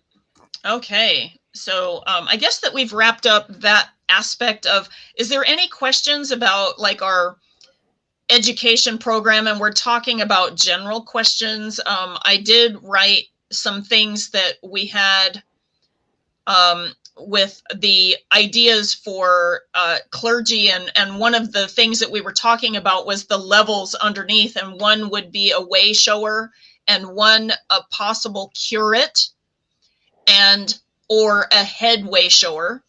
And we actually have Uncle Badger in the house. Hello. Been listening to most of the stream and wanted to say hi. Wonderful. Thank you for popping by. So I think we need to talk about next. So we have some FAQs that we have had. We answered the one, I think, very well on our rebrand, if you will, with our new name, and what it is that we're seeking to expand and what it is that we are seeking to shrink back on, so that we have a more, talk about curated group, meaning very pure in intention. And the pureness comes from Tolkien. And so that's what that is. We also talked about other archetypes with elves and how we are going to be okay with comparison, but nothing else. Like there is not going to be any kind of trying to convert us to different kind of elves. There's none of that anymore. We're just going to refer people away. And there's plenty of groups that people can join that have, you know, interests in anime elves and otherkin elves and, you know, the silver elves. Hey, you know, that one's a really huge organization for the otherkin types that are, and they've written a lot of books and they're really nice people. So they are. You know, they're sweethearts. So we Yep. recommend them highly for people who align with non-Tolkien elves as an archetype, and especially the otherkin types that that visit. I just want to mention, now that we're on this topic, because probably a lot of people viewing this haven't seen my interview video, you know, so they may not know and I who I will am, link that. I right, will link that for people. or why I have the tiger avatar and so forth, and that's because instead of an otherkin, I go back to a more primitive state, so to speak. I'm a therianthrope, and literally, if you take the Greek root words, it translates into animal person. The most common variant of that is that occurs in mythology and even modern folklore tales is the werewolf. But there's in Southeast Asia there's a Harimau-Jadian, which means imitation tiger or simulation tiger. So that's what I am. I identify as a Harimau-Jadian, and so my main attraction, like I said earlier at the beginning of the broadcast here, was to the natural world and the way the Tolkien described landscapes. The people, although I got to know and like them later, at first they were just people doing different stuff. You know, just like when I go out on the street, there's people walking by doing different things. I don't have a connection to them unless I make friends with them. So my connection was to his ability to create pictures in my mind through his writing. And always, you know, therianthropy, just like other things of that nature, grows with you as you grow up. It starts as a little kid. You're aware that there's like an animal persona with you. So that was my attraction to the legendarium, his ability to paint pictures, and that's just my orientation, you might call it. So I just wanted to explain that to people who may wonder, well, this is an Elven group. Why does that dude there with a tiger avatar? You know. With a top hat on Yeah, top. yeah. But I think it's a cute picture. So yeah, and I'll link that video in the comments after this video is over, because I think a few people here had already seen your interview. But just in case you hadn't, if you've ever left comments here, or like at the end of the live stream, if you want to leave a comment so that we can, you know, get back to you about Dave's video where we interview him, so that you can understand a lot more about where his view comes from. You can also understand how he became such an amazing Loremaster for us. And we literally couldn't do this without him.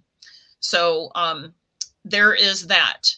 Dekindre, did you have anything to add to whatever else we're talking to right now before we move on to the next subject?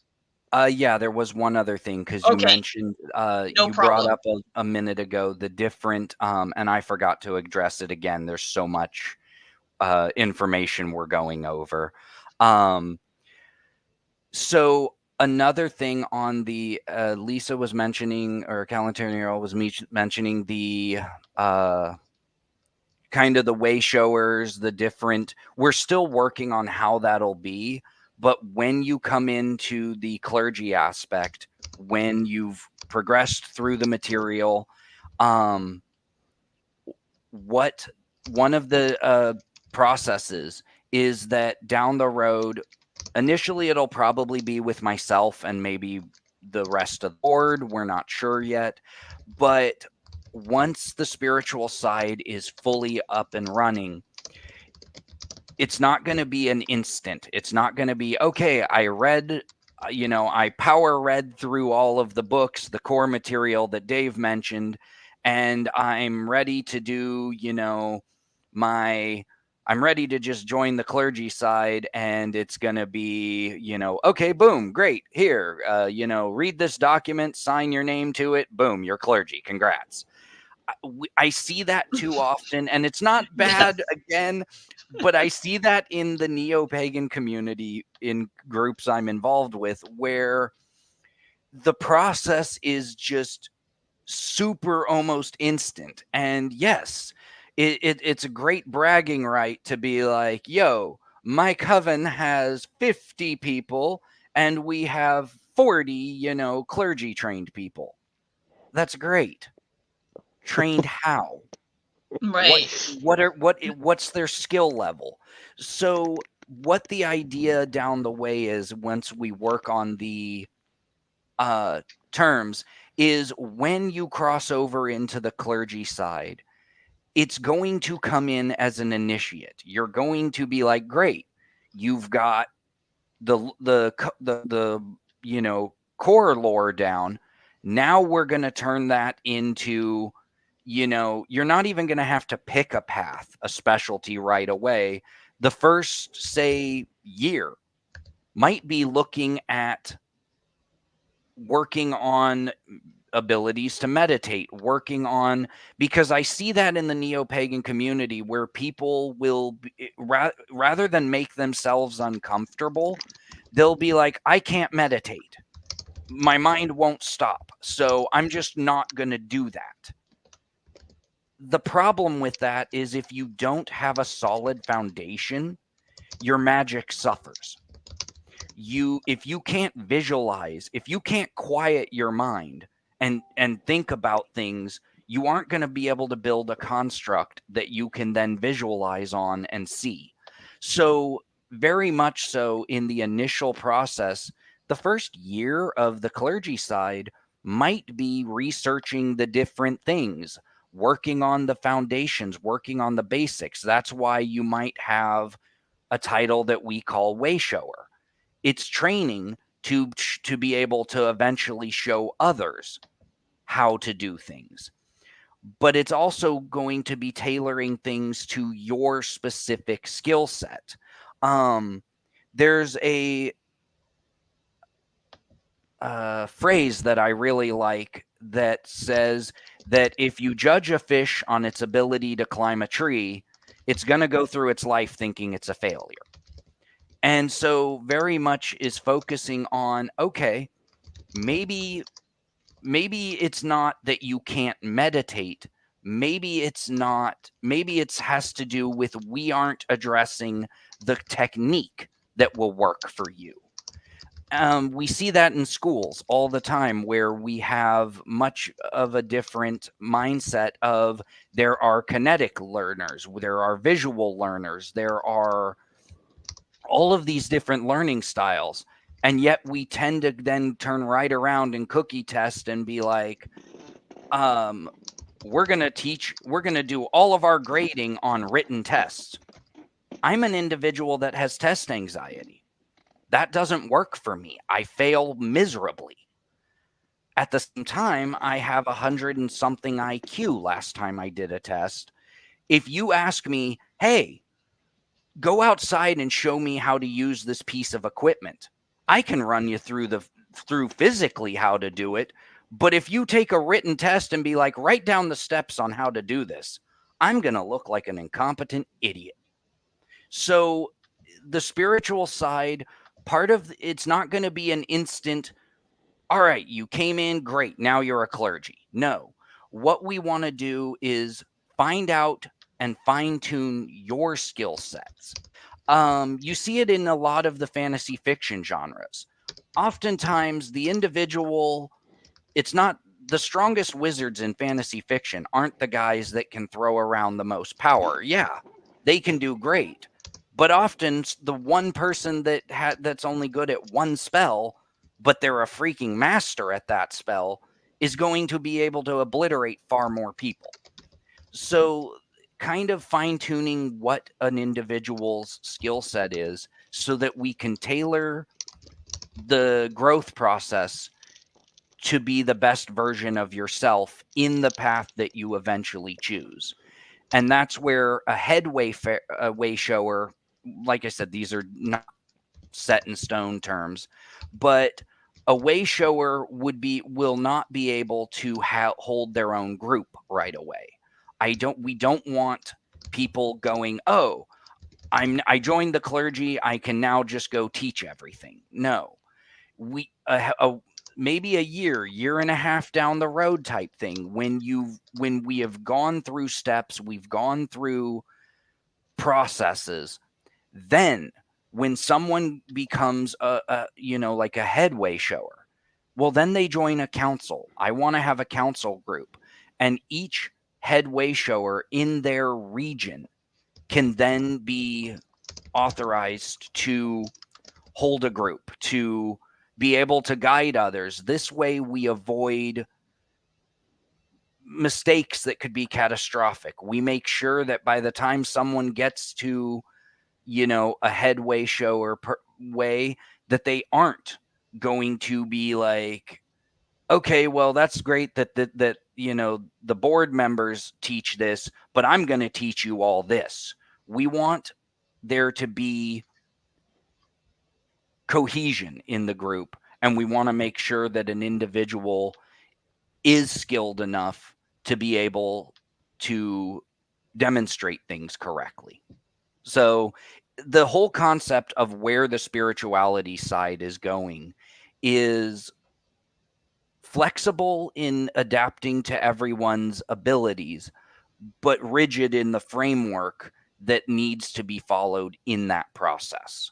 And that's just to ensure that we don't have someone going, yo, the ghost of Elvis came to me and told me that I must buy his mansion and that we need to build a church there. No, if you're following the steps based upon a real incident. Based upon a real incident, the names have been changed to protect the identity of the famous people that are now deceased. But we did have an issue where someone was like, yo, Monway came to me and told me that the organization needs to buy the Neverland Ranch as the head of our spiritual, office. We want to avoid having future instances where someone like that gets into a place that they're able to direct their community in a way that would be counterproductive to the legendarium and counterproductive to helping elevate people's spirituality. So It's very much where we're heading. Yeah, we're not going to be the cult of, and at that time, Richard Parker spoke up in my head and told me, well, Tukas came to me and said that I should give that person a tiger foot ass kicking. I'm just saying. So, we love the humor. Thank you for letting me suggest that. Anyway, I did mention in comments and then highlighted them for people so that if they can't see the video description, I wanted to let them know that we're working on the legality issues as well as looking at books and products with new names. And we're going to be doing the website again so that we can, have everything kind of match. And then outwardly from that, we're going to be changing, like, if you will, the name of the channel, then the name of the Linktree link, and, and just it'll keep rippling out from there. So we're just going to be doing that over time. And so it'll kind of just slowly roll out. So we're not going to have like a day that it's all done. We're just telling the public, like, our intention of we are going to call our new path the Way of Arda's Lore. WAL as our acronym initials, if you want to refer it that way. Earlier we had talked with our patrons about alignment with the Elven energies, wherein that they wanted a name in Elvish, and I will be sharing those names later because I don't have them at my access and I forgot where I put them. Sorry about that, you guys. I think that it's in the patron letter. that, and I didn't see it, but I'll look again and I'll share it in the comments for people who are interested in potential Elven names, so that, like, if you speak Elvish, you don't have to break and then say Way of Arda's War and then back to Elvish, right? So we have systems in place for you now. And go ahead. I was gonna touch on also for the alignment, because this does kind of tie into that. The concepts and the overall aspect of Tia Eldaliéva won't be vanishing completely either. Pardon the phrasing, but for lack of a better term, in the context of Hogwarts, one of the things that the spirituality side is planning on doing is creating different houses, different, I don't know what you want to call it, dormitory, I don't know, take your pick. I'm not really great with that aspect at the moment. But if you approach things from an Elven alignment, then Tia Eldaliéva, the Elven Spiritual Path, will still exist for those spiritual individuals who want to focus on an entirely Elven course of curriculum. For someone of a Dwarven concept, there will be a house that is entirely Dwarven. So even our cleric program won't be in a singular format. A Dwarven cleric might join with other dwarves, and you will have someone who's a Dwarven herbalist, who is a Dwarven star individual. So I wanted to just reassure everyone that it's not like we're tossing 15 years worth of, focus out the window and going, we're redoing everything. We're more shifting and rearranging how things exist at the moment as we create a bigger sphere. So Tia Eldaliéva will still be there. Right.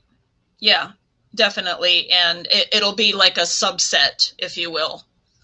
Correct. Yeah, well, that interesting. We didn't discuss this that I remember anyway. For me, if stuff isn't written down, it evaporates rather quickly. But it would be interesting, though. You talk about Elven alignment now in the Elven city of Gondolin.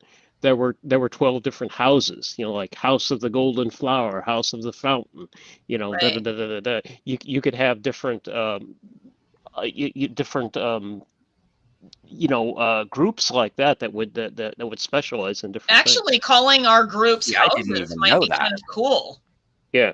I wanted to avoid very much. I didn't want someone to be like, you guys said you weren't going to be using any, outside concept, and that dude just referenced, the houses of, of Hogwarts. So, yeah. Well, apparently the houses are in Gondolin as well, so which I didn't know. We're So okay. Well, and that's the problem with the other Right. sort of people that are. Yeah, they don't run it by the Legendarium first before they implement it. That's right. Yeah, we've already talked about problems we had in the past with otherkin, but we've also occasionally had problems on the complete opposite pole with people that are Tolkien literalists, and they'll say, "Well, you can't do that because that word form only appears in the Lord of the Rings, and you're using elements from the Lost Tales. And it's bullshit," and they'll get all head up about it, and I'm like, yeah, I'm just sitting here rocking and smoking my pipe. Well, a lot of Tolkien and hey, listen, man, I love other Tolkien content online, like to watch the lore, even if it is just for the lore's sake, meaning a fan of the lore, the literature aspect. I mean, I really do love watching the channels with that, but their emphasis is not applying this literature to their spiritual lives.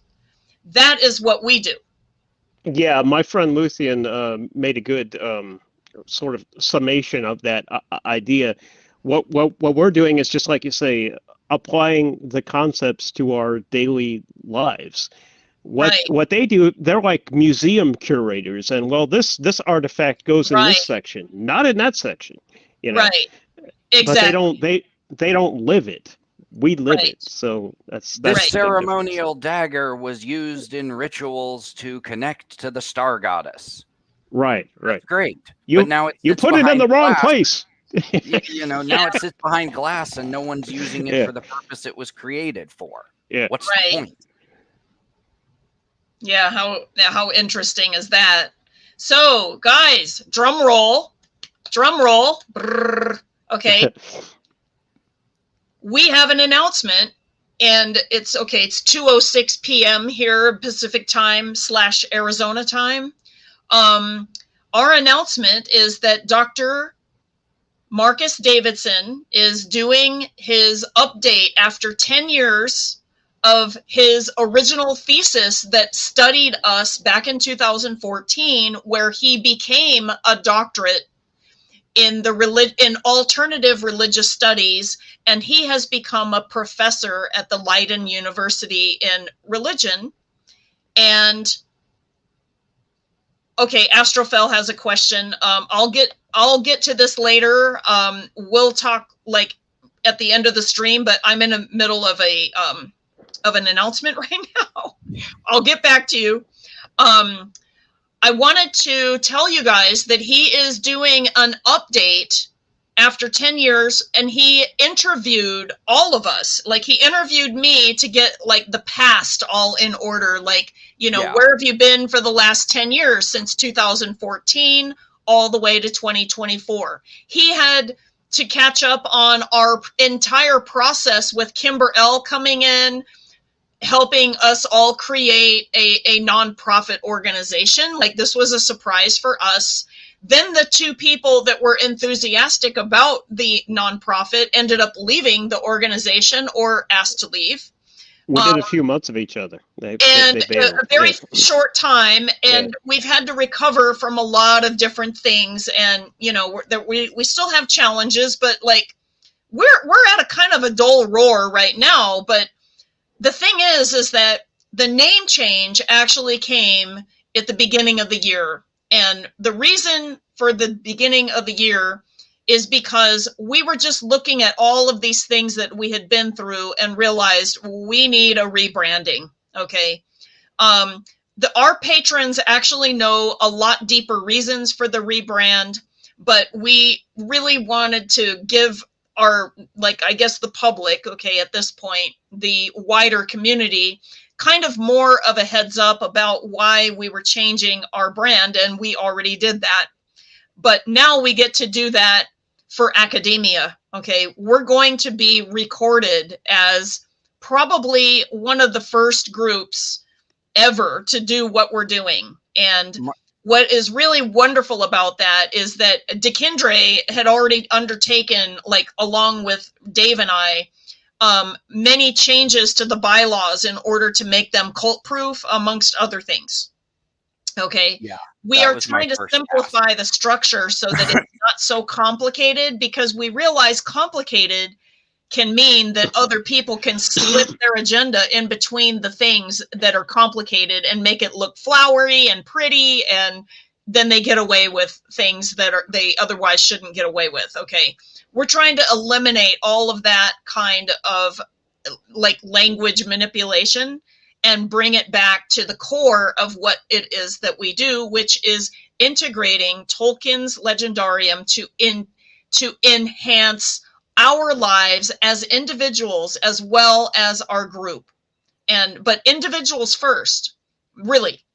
Yeah. I mean, this is about like your journey. This is about, DeKindre's journey, Dave's journey, my journey, but it's about your journey too. And then maybe collectively our journey in a vibrational and loving environment that is enhanced rather than weakened or compromised by someone else's will that wishes to dominate or, manipulate or things like that. So we've eliminated all that language. And Dr. Davidson is very enthusiastic about our whole process. So all of you actually are actually, in a way, making history in academia too by your involvement with us. Well, So and also, we just want to say thank you because we wouldn't exist without you. The way that we exist right now, we would not exist without you. We look correct. forward to more future growth. And if any of you guys have any, questions, or if you want to like find out more about what the study is going to cover or something like that, reach out to us in the normal way that you reach out to us. And we'll be happy to Absolutely. try to point you in the right direction with any more information. But isn't that exciting, you guys? Dr. Davidson? It's also, the rebranding is also starting to show in we're still very small, but where we've decided to focus. Initially, when I joined the group, we were very focused on expansion, expansion, expansion. And we kind of got to where we were quantity over quality. We've decided that with part of the rebranding, part of the refocusing, we want to focus on the quality of individuals rather than the quantity of individuals.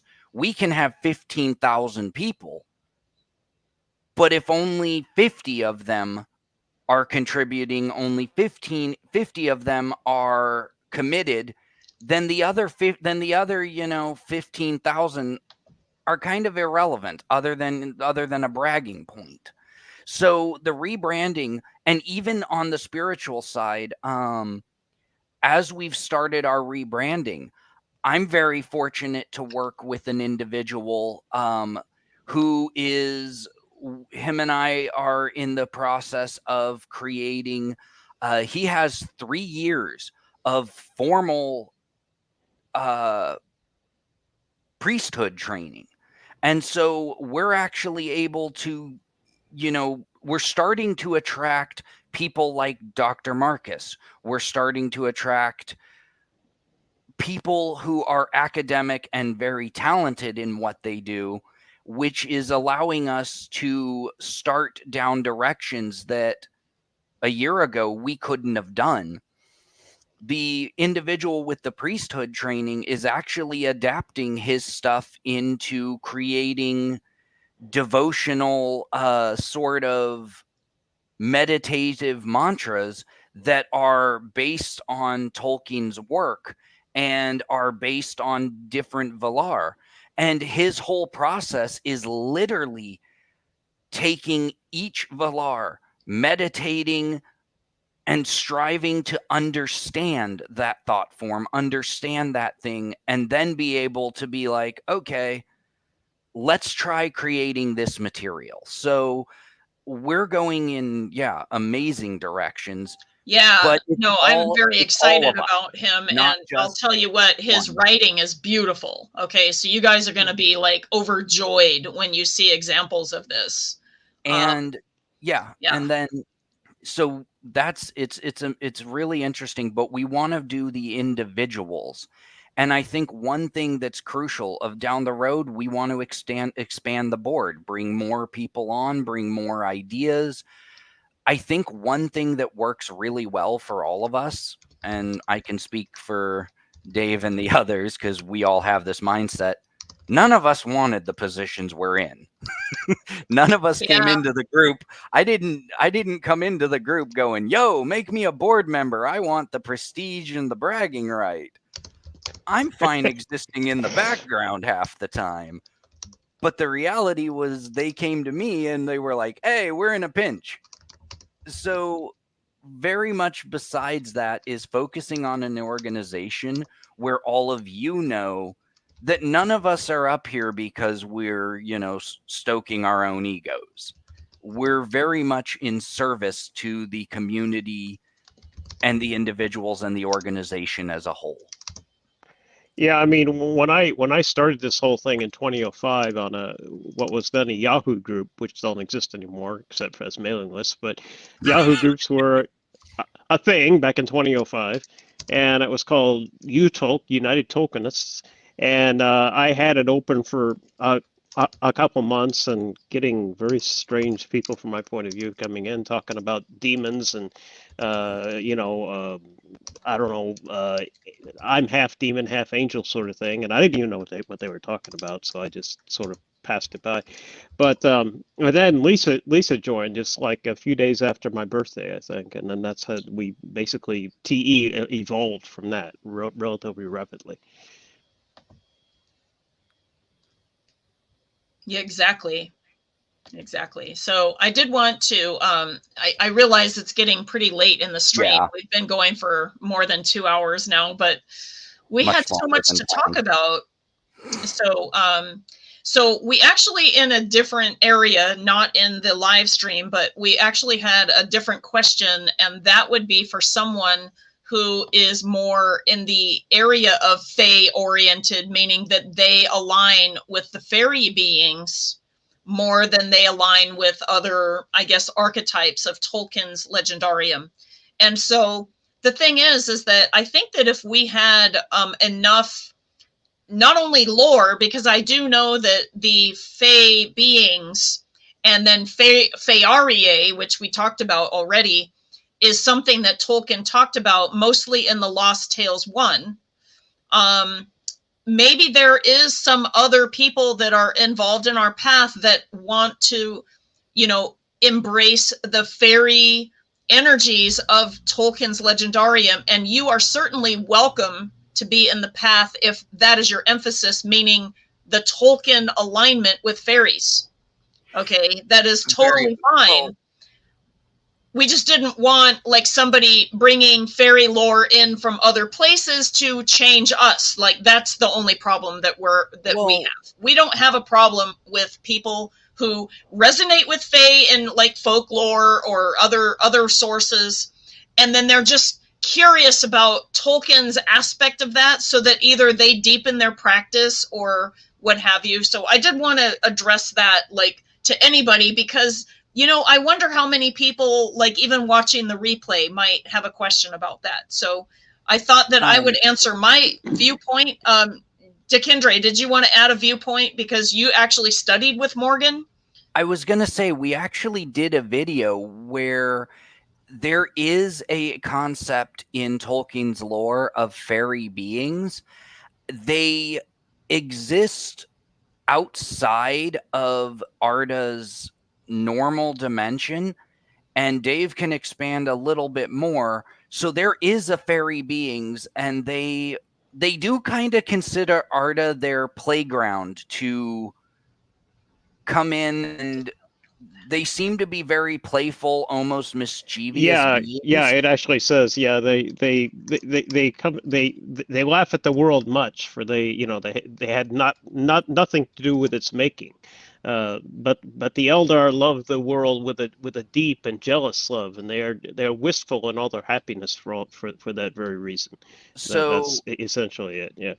Yeah, so there is a way that fairy beings can incorporate into a Tolkien fairy archetype, if you will. Yeah. And they do interact with the world around it, even though they aren't actually, in a sense, part of it. Yeah, it actually describes certain fairies chanting in the standing corn at eve, that is evening. So yeah, there's a number of phrases like that. Yeah. So I just thought I would, like, you know, answer that, because I thought that it would be a good idea, because there might be other people, and even in our patrons, that align more with the fairy beings than even the elves. And so it might be a good idea to incorporate that. Right. You know, if we're going to incorporate dwarves, and we're going to incorporate everything that's about Arda, including, but not limited to, beings that even were made like before the, if you will, the singing of the Ea songs. Yeah, the only it's not really a problem, but it's one of those areas where you have limited data. So you have the names of the fairies, their association with different substances and different places, but beyond that, of like what they're like as people, you know, as you know, beings that can appear humanoid, and interact with people, there's really no description of that. So you'd have to Yeah. supplement it with You- some other Other data than that the was. story. So Yeah. I Well, will and say, you could- though, that maybe the flagship holiday for those who align with the fairy beings of Tolkien would be Nos Na Lothion, because we had set that up. At one point, we had it aligned with the Maiar and every 13th moon, you know, which, by the way, hardly ever happens in the Encyclopedia of Arda calendar. So it never happened. But now we have it even happen less often. So what we did was we modified Nost Na Lothion, which is the birth of flowers, and we combined that together with the fairy beings so that people could resonate with the fairy queen, you know, like in other words, that there's lore that is separate from Tolkien that folds into it pretty well, like the lore of the May Queen, you know, all of that kind of stuff. Right. So there is that. My rationale for that when we were, discussing that change was, right? Yeah, and that if the Fae are important enough to honor, then they should have a day set aside for their honoring. You know, that was my and my this idea. would be, and incorporating like fairy being, this would be where we were talking about where, as Dave mentioned earlier, gnosis, like personal knowledge, would come in, but we have to be very careful that we're not pulling outside material and being like, you know, yo, I'm a fairy being who's a water knock. No, that's Celtic. You know, Tolkien didn't write that there were water knocks. So you have to kind of, he did leave a framework in which through meditation, in which through clues or little hints or suggestions, you could expand upon a bigger idea and incorporate something. It just has to be done very carefully to make sure that you're staying true to the legendarium, not bringing in, well, yo, I'm a fairy being from the planet Pluto. For their personal practice, they can bring in all of those other energies. But if they want to, if they're interested in changing, you know, the lore and not running it by the legendarium first, we're going to be like, we're a Tolkien-based path. Yeah. If a person comes in and goes, hey, I'm a fairy being from the planet Pluto, outside of the way of Arda's lore, we're going to be like, hey, fabulous, that's fantastic. Inside the Tolkien's legendarium, we are not going to acknowledge that you are a Tolkien fairy being from planet Pluto because there's no material to validate that or I suppose a good way to explain it probably is the legendarium and its data, its information is like the superstructure of a building or an outline of a story, and some of it's very detailed, but some in some places parts haven't been built yet, or in the sense of a novel, some of it hasn't been written. So you fill in those things in a complementary manner. You know, obviously, if you're writing about, I don't know, if you're a writer and you're writing about a medieval village, you know, all of a sudden, spaceships from the year 2820, warp driving in, it's going to be kind of disruptive, you know. Exactly. Yeah. So we do want to include people from who maybe feel more Ent related or other types of things. Yeah, Ent related. Wow, what a great one.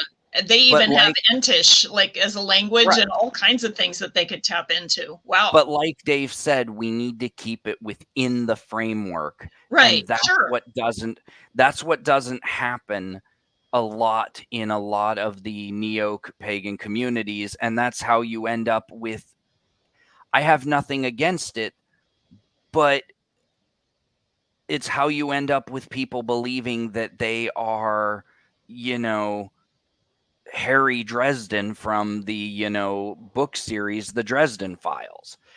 I'm seeing things like that where someone is taking on and being like, they'll introduce themselves as that. And it's like, okay, whoa.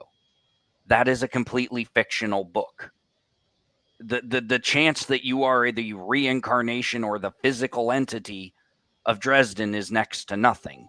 You're going way outside of any framework that works. So, okay, I'll give you guys an example. So sometimes when I do ritual with everyone, okay, I'll be in the Elven ritual, and you know we'll go the Tolkien, you know, the visualization, everything, and Saint Germain will show up for me, okay, and you know another time it might be the Morrigan that shows up for me because I've practiced paganism before finding the Tolkien path, and so there are energies that like end up visiting me. Right. But it doesn't mean that they should be integrated into Tia Eldaliéva, the Elven Spiritual Path. That is something that is mine, and I can say, oh, well, the Morrigan wants to be here. Okay. You know, and allow that. I can also allow Saint Germain's light to show me, like, whatever it has to show me. But it's not enough because there's nothing in Tolkien that resonates with those energies that it would change the body of material that we have for the Legendarium. So correct. I'm not saying that you cannot have any other alignments. And earlier we talked about Christians having their alignment. The Christ energy may come in, and that's okay. It's literally about don't tell us, oh, you have to change everything because I saw this in my vision. And that is your personal alignment, and you can do your own spiritual path. And you can even actually do that with us or with our formats and reach that place. We just can't change it for you. Like, that's something that is like your personal alignment. Okay. And it's totally fine. And as long as it's loving, and as long as, you know, that your guides are okay with that, like with you, and then the mix of energies and how it, you know, how you handle it, that's totally fine. And this is another reason that I do individual circles around each of us so that we can actually have our own experience that is then threaded to the middle, which is us, right? Like doing all of this. And so that work radiates outward, but it doesn't lose any of its strength, so that a person that is involved in their own circle generates their own energy, generates everything, but they are still participating on a level of collective that is actually amplified, but without losing their own energy in the process, because we cannot vet everybody's energy that comes in the circle. Some people do not have good energy etiquette, and they haven't learned. Okay. So we want to protect you guys while you're in circle. So that is another reason that we want to protect you, so that you can have your own experiences with this material and understand that, yes, that's for you, but that it's not significant enough to change our material unless there is literal resonance between the Legendarium and what you experienced. And then maybe we'll look at it, and that would be something different. But I'll tell you what, after 20 years, we've kind of seen it all. You know what I mean? It would be rare to see something different. But we're just letting you know that we don't have a problem with, you know, if you resonate with Fae, and your interest here is Tolkien and fairies. He has essays on fairy stories. Boy, that would be a good thing for you to read. Like, if you are interested in fairy lore, that might be a good essay for you to read. Also, the Lost Tales. Also, the Smith and Wooten Major. Okay. Yeah, that's a major one. It actually goes into details. Yeah. So those are things that like might be more of your core rather than, like, say, the Silmarillion. Although if you ever wanted to be clergy, you'd have to read the Silmarillion. Like, it is just, that would, you know, like, but if you're here for your own purposes and you're not interested in becoming clergy, which is completely fine. We don't have a problem with that. You might want to concentrate on the materials that resonate with fairy energy of Tolkien and maybe integrate that in your own path. And you're certainly welcome to still join our rituals in any case, as long as you understand that anything that's outside of Tolkien, we are not going to change our ritual formats. I don't think that anybody would do that at this point, but you'd be surprised about how many people have approached us and told us, we can't include Christians. We can't, like we have to include the anime elves. We have to, convert. They were quite adamant about it too. The Alfar, because it's really the Alfar that we're actually talking to when it's really not. I'm sorry, but I think energy-wise, I'm freaking able to tell the difference. Okay. The Tolkien mythology is different than the Norse mythology. Yes, there are threads that cross over, and we love to do comparative studies sometimes, but we are not going to be changing the lore that Tolkien brought forth. We are based on the legendarium, and that's how it rolls. And the thing is that we are totally open to you expressing your own spirituality in your own way, but you cannot change the core aspects of our path in the process. Like that can be for you, and then you take what you need from us, in your own ritual, and that is completely fine. We don't have a problem with that. Oh, Lisa, I just want to mention if the people there want to, because some people can listen to audiobooks. It's easier for them to assimilate than true. reading. We have the whole Silmarillion audiobook read by Martin Shaw on the westofwest.org forum. So yes, and that, like we like to say that that's mostly for the patrons only, but if you're interested, get a hold of us and we'll get you the right way for you to listen to the entire unabridged audiobook read by the eloquent Martin Shaw. Beautiful Shakespearean actor. It's Shakespearean actor extraordinaire. It's amazing. So if you guys would like for the audio Silmarillion for your access, get a hold of us. Okay, get a hold of us. Okay, so Astrophil says the anime elves is so funny to me. What does the legendarium have to do with anime? Hey, that's what we thought too. We had the same idea. Okay. The time that people were doing that, they were like, "Yo, I'm a World of Warcraft elf. I'm one of the Blood Elves. You need to accept me in the Tolkien Legendarium." And I'm sitting here going, "What does that have to do with Tolkien?" Yeah. Oh, right. Oh, yeah. There's no. Okay, we need to be very clear about this again. There is no bloodline requirements to be here. We are not racist. Better not be, because I'm a tiger. I wouldn't fit in. We are not going to tell you, you have to be of a certain bloodline in your human body in order to participate with us. That conversation is not going to happen. That is closed. We're not. You are very correct, Astrophel. That was our attitude. That's why we keep. But we had the same idea. We were in the same. Melfroth says, especially when Tolkien said himself that he wrote something which was already there. Exactly. Yeah. Changing it would disrespect his purpose for the lore. Exactly. I only have one phrase to say about that.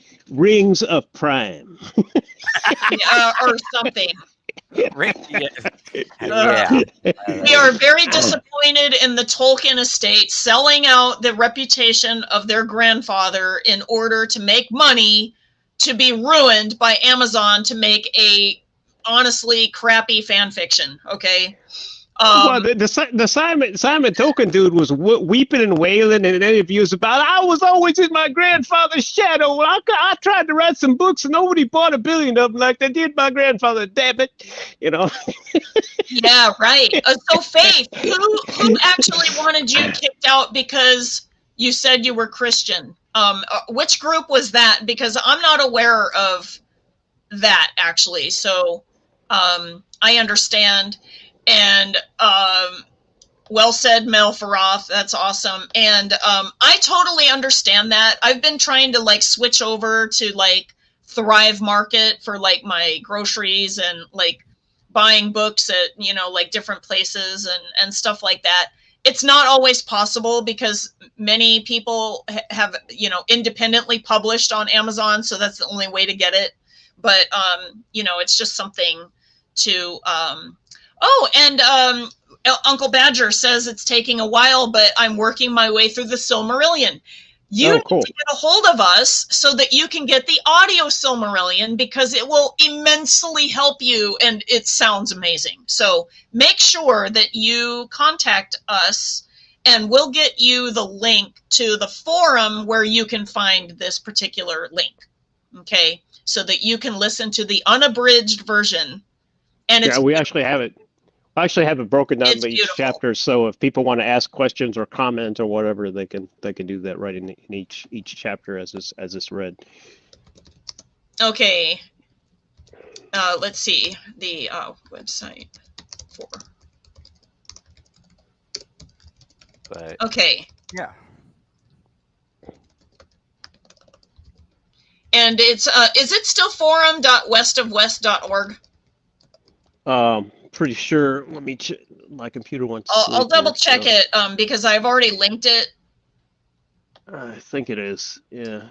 If not westofwest.org, we get to the homepage and then it works. Forum there. It works. All right, it does. Okay, cool. So yeah, and I don't know the exact link, but we probably don't have it for the purposes of It's not open to the without joining it's not open to the public. So you got to come into the forum in order to access it because, hello, I mean, if we had this just accessible to anybody, this could be a real problem. Not only that, but our forum is very heavily.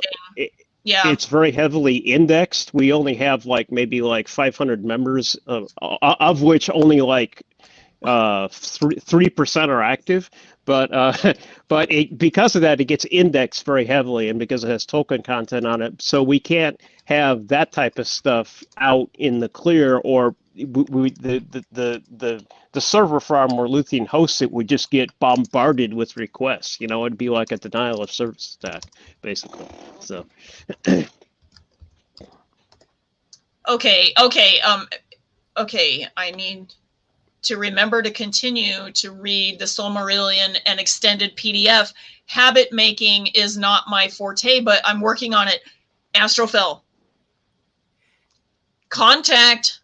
In fact, I'll put the address in the chat right now because it did work. Okay. Contact this and get involved. There's no cost. Okay. In that link, you will find a way to be directed to the unabridged audio Silmarillion. It will make the biggest difference when you're reading. It will make the biggest difference. It'll feel like a breeze. It'll just happen. Martin Shaw is an expert narrator. It's amazing. You cannot even it's such a joy. Okay, you have to get it. Okay. And normally when people join, there's a little text box where it asks the people reason for joining, because we do get spammers too who I want to sell my product. Absolutely. Yeah, you get bots and whatever. So yeah, not everybody can get in. So make sure that you are saying, hey, I watched your live stream on, just mention where you saw it. I'm interested in the audio sill. Okay. The audio sill, and they'll get you hooked up. And Uncle Badger says thank you. So yeah, that's perfect. So I think that I think we've wrapped up everything and we've answered all the questions so far. Sharing about Dr. Davidson doing an update on our path is super exciting because now we're a nonprofit, and so we get to be documented in academia now as the first of our kind organization. He did say really that we fabulous. Were the first. Yeah. Dr. Marcus did say that we were the first. Sure, that'll work. registered. Like he was aware of some other groups, but he said none of them were, in a sense, an actual organization. And he was like, so globally, he said, to his knowledge, we are the only registered, like, recognized religion or spiritual group. Very during cool. that interview. And he actually even said, and this is totally true, we've seen this over the last 20 years, there is other groups, but they fall apart. They fall apart over time, and they don't have the I guess the grounded interest that we do. I haven't seen that in the last more than about 5 years, to be completely honest with you. I mean, you know, they start good, but So, and by the way, we welcome that other groups are out there that like have more longevity than us. Like, we would love that, because, you know, whether you're a competitor or whether you're in with us is fine. Like, we're just interested in having the Legendarium get out there. You may decide that, like, you want an otherkin flavored, you know, with Tolkien thrown in as like sprinkling on the top of the cupcakes of otherkin. Okay, that's okay. We are okay with that. And actually, what we can do is, if we know about you, we can refer people to your group if that's what your interest is. Like, if you are not interested in Tolkien at the core, and you're more interested in Tolkien as the seasoning to your own path, okay, or whatever it is, we can, you know, like, at least know about you. And then if we have people that come to us that are a better match for you, you can make your own, like, elven organization that is aligned with lots of kinds of elves, you know, like, other than the silver elves. Like, if you don't want to be a part of them, like, we are totally okay with this. We're totally okay with this. We just ask that we're tightening up the Tolkien part, because actually we want to be like the first, you know, and standing, okay, like, even decades from now, we want to take a stand about, like, what we stand for and our differentiation in our brand. And that's why we're changing our name, because our name before was, I guess, misleading because of the new meaning of Elven over the years, where it's actually now considered many different archetypes rather than just Tolkien. In the past, it used to be that ELFIN was elfin from other kinds of paths, and Elven, ELVEN, was Tolkien Elven. That is not the case anymore, and it wasn't even the case probably in 2005, but I thought, I was very naive, and I thought, oh, we can reclaim this name, right? No, that didn't happen, and it's worse than ever now. So Uncle Badger says, I wondered about the whole otherkin aspect with me, to be honest, but I've been unsure, and I've had what seems to be similar experiences to how you've described it, and I'm uncertain about that. Okay, hey, listen, we are available to talk, so just talk to us. Philip Larrabee popped in, hello, and says, I am Dekindre's dwarf brother, who was the maker of the Tolkien dwarf race, and that would be Iole the Smith of the Vala. He's one of the Valar, which were one of the Ainur that had, like, basically, once Eru Iluvatar, like, they sang all three songs of the existence of Arda, and then he basically made a call and said, okay, who wants to commit to this particular world? And the 14 Valar, well, actually it was 15 because of Melkor, right? But he got demoted. So 14 Valar, and one of the 14 Valar is a smith, and resonates with gems and jewels and the mining and the underground, like, so the earth element as far as like rocks and things like that, where other earth element could be like plant life and things like that. So he resonates with that, and he's kind of a workaholic, and he's really excited. So he created the dwarves, and he was really, really excited and wanted to wake them up before the elves. And then Iluvatar, Eru Iluvatar said, no, you will not wake up your beings before the elves awaken. And he said, oh, okay. But he's just excited. And the reason for that is he tried to give them independent life, but all they could do is his mind would be upon them. Then they'd move and talk. When he looked somewhere else, they would just become inert. Oh, wow. I didn't realize that he tried to make them alive without Iluvatar's blessing. Wow. But he was so excited, though. Right.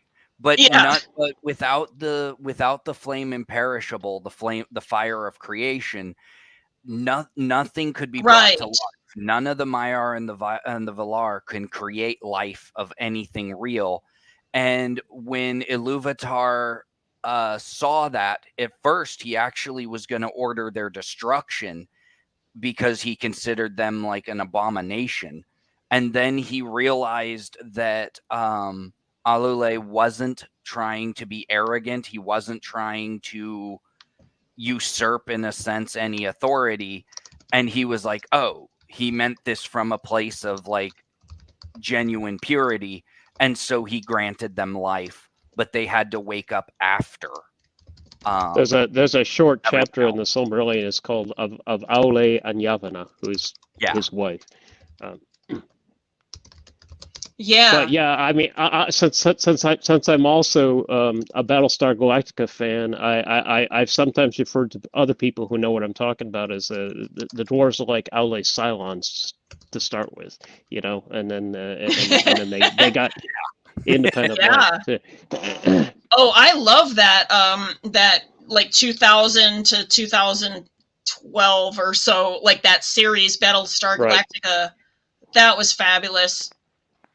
That was super fabulous. And Phil says, heck yes. So, awesome. a lot of really good questions and a lot of really good information from the interactions today. There's been a I was surprised that we had so many people on live because we went on at the last minute because Dave had some technical issues with headphones and cooperation with devices, right? Yeah, it wouldn't pair with my USB Bluetooth. Exactly. So we didn't even know if this was going to happen. So when it kind of came late last night and it was like, oh, we have a chance. And I'm like, oh my God, I'm exhausted. But I'll do everything in the morning and I'll tell people to just come on. And I did not think anybody would be on. I thought we would do the video and like an hour later be done. And here it is. I thought the same. Well, it's good that everybody's here. Yeah, and we are glad you joined as well. So, but we'll probably be getting ready to go. But if anybody has any final questions, you can hear it directly from the tiger's mouth. I'm just saying. we're here while we're here. Awesome. Is there anybody else that has any questions? Oh, look at this. Melfaroth says, many blessings for your efforts. Oh, Thank you so much, Melfaroth. It's so nice to see you today. She has been with us like since, gosh, I want to say like 2007. Like it's been a long time. Maybe even 2006. Out sometimes. Yeah. Maybe even 2006. I mean, 2006 maybe. Yeah. Yeah. So Philip says, when was Gimli's, maybe he meant something else, was Gimli's main purpose? And maybe what was Gimli's main purpose and why he was summoned to the Fellowship of the Rings for the representation of the dwarves.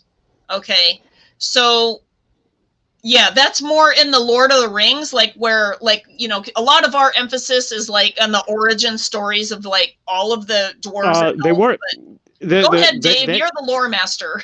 The interesting thing about all the people that showed up at the fellowship, Elrond didn't actually send out summons to bring them. They just had the idea, you know, maybe in Imladris, and some of them didn't even know where it was. Like Boromir, he had just heard of it in ancient tales. Well, I know it's somewhere up north there, and they all arrived at around the same time. So there was more of a fate aspect to the people that were there. But as far as Gimli, I would say, well, there's the whole thing that some of Durin's people, they were given a long time ago some dwarven rings, and they didn't have Right. good effects on them. They didn't act on dwarves like they did on other beings, but it increased their greed. That's basically all it did, and they became more paranoid. So that's really all it did. But because of that, then they became restless, and they would try to found new dwarf kingdoms, and usually they And come to that's when bad they ends. found the Belrogs. Yeah, yeah. So Also with the dwarves, wasn't Gimli wasn't it supposed to be like his father that made the journey, but then like he sent him, yeah, or yeah, Gloin, yeah. yeah. It was too old So at that that's time. what I Yeah, thought, was that he was just, agreed to send, just like in the men that they agreed to send Boromir. right. It's just like who was representative. Legolas was sent by, the what would you call it? Like the elves of Mirkwood. Yeah, Northern Mirkwood. Yeah, And was his by the father. way, like Yeah. a lot of the elves had already, kind of scooted from Middle Earth by then. Like they were already like heading over to Valinor, but there was some elves that remained behind. And so after the war, okay, and everything, like, after that, everybody left at the beginning of the Fourth Age, which was the Age of Men. Yeah, the Sylvan Elves had more of and not only in Thranduil's realm in Northern Mirkwood, but also to a large extent in Lothlorien. Although Galadriel and Celeborn basically became not exactly, they were sort of rulers. They were but not in a way that humans rule. They were respected because of their greater knowledge. But the elves that they came among had a strong, what you might call a nativist streak. They wanted to stay in Middle Earth. They didn't, originally they didn't obey the summons of the Valar to go to Valinor, and then later some of them headed in the westward direction. It's kind of a complex history, but that's the basic idea. Yeah, Philip, you might also be interested, if you're looking at Tolkien's lore about the dwarves, you may be interested in the History of Middle Earth, Volume 7, which I don't offhand remember the title, but it's Volume 7. Is it the War of the Ring? Something like that? I don't remember. But possibly. Let me look here. Yeah. The names always escape me. I really remember. I know, me numbers. too, except for Morgoth's Ring, which I remember always. But the name of Volume 7, so home, Home, so I'll type it in the comments, okay? History of Middle Earth, which are often abbreviated as Home, Volume 7 has much dwarven lore. Okay. I typed in Tolkien Gateway, but I'm hitting everything but. That's the way the searches beat. Yeah. Take care, Astrophil. Thank you for hanging out with us as long as you have. Totally. Likewise. We are super stoked about that. And then thank you both for the information you've given. Also in the Lord of the Rings appendices, the folk of Durin, that is correct. I figured that Philip already knew about the Lord of the Rings if he aligned with dwarven energy at all, but maybe you're right. Maybe we shouldn't overlook the obvious. So that would also be a good suggestion. Let's see here. Along with the History of Middle Earth, Volume 7. Volume 7 is the Treason of Isengard, but that's because that's what became the Two Towers texts are in it. Right, but that's the title of Volume 7. Yeah.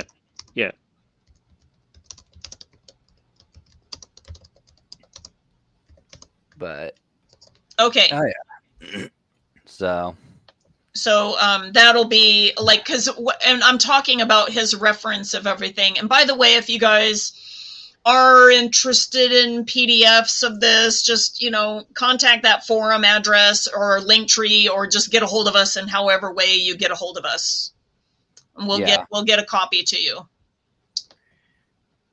But Appendix I think we've covered A, 3. Okay, Appendix A, 3 Durin's folk in the Lord of the Rings, which is in the Return of the King. Yeah. But yeah, I think we've covered everything I think so too. To cover today. We've done pretty good. A lot. So I'm gonna let people go about their Sunday. Have a wonderful weekend and a great. We have a new moon coming on the 6th, and we have the Sun Venus conjunct on Tuesday. So we have a lot of new energy cycles starting like next week right now.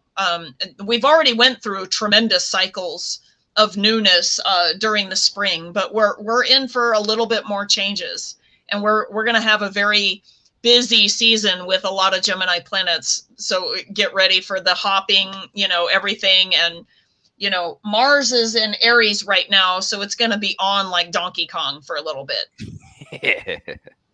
Yeah. Exactly. So as the Star Lore Varda Elantari person, that would be me, the astrologer. And Philip says, Mary, meet and blessed be to one, me, and I'm guessing to one and all. Okay. Right. Sure. Take care, Philip. Thank you for popping by. Yes, thank you. And, Uncle Badger says, that does look fascinating too. I'm fond of the dwarves and their ways. I'd better sign up to that forum. Okay. Yes. Yeah. Welcome. And we'll get you what you got to get. We'll get the, you know, because actually Uncle Badger is one of our patrons. Okay. Oh, cool. Okay. So, yeah, and that's her screen name. And I'm not sure if she wants me to reveal her real name or not, so I'm just not going to. Screen names are good. Screen names are more the than screen fine. name, she's one of our patrons, so just wanted to let you know that. Okay, excellent. So I'll go ahead and we'll go ahead and sign off, and thank you all again for participation. Yes. We're sending great love out to the universe and out to, you know, Aya and all of its creation. And, he says, I think I'm a different one. Okay. And we look forward to the journeys. Yeah, the unfoldment of the new adventure of the Way of Arda's Lore. Stay tuned. Yeah. Oh, yeah. Thanks everybody for joining us today. Bye. Thank you. Bye. Bye.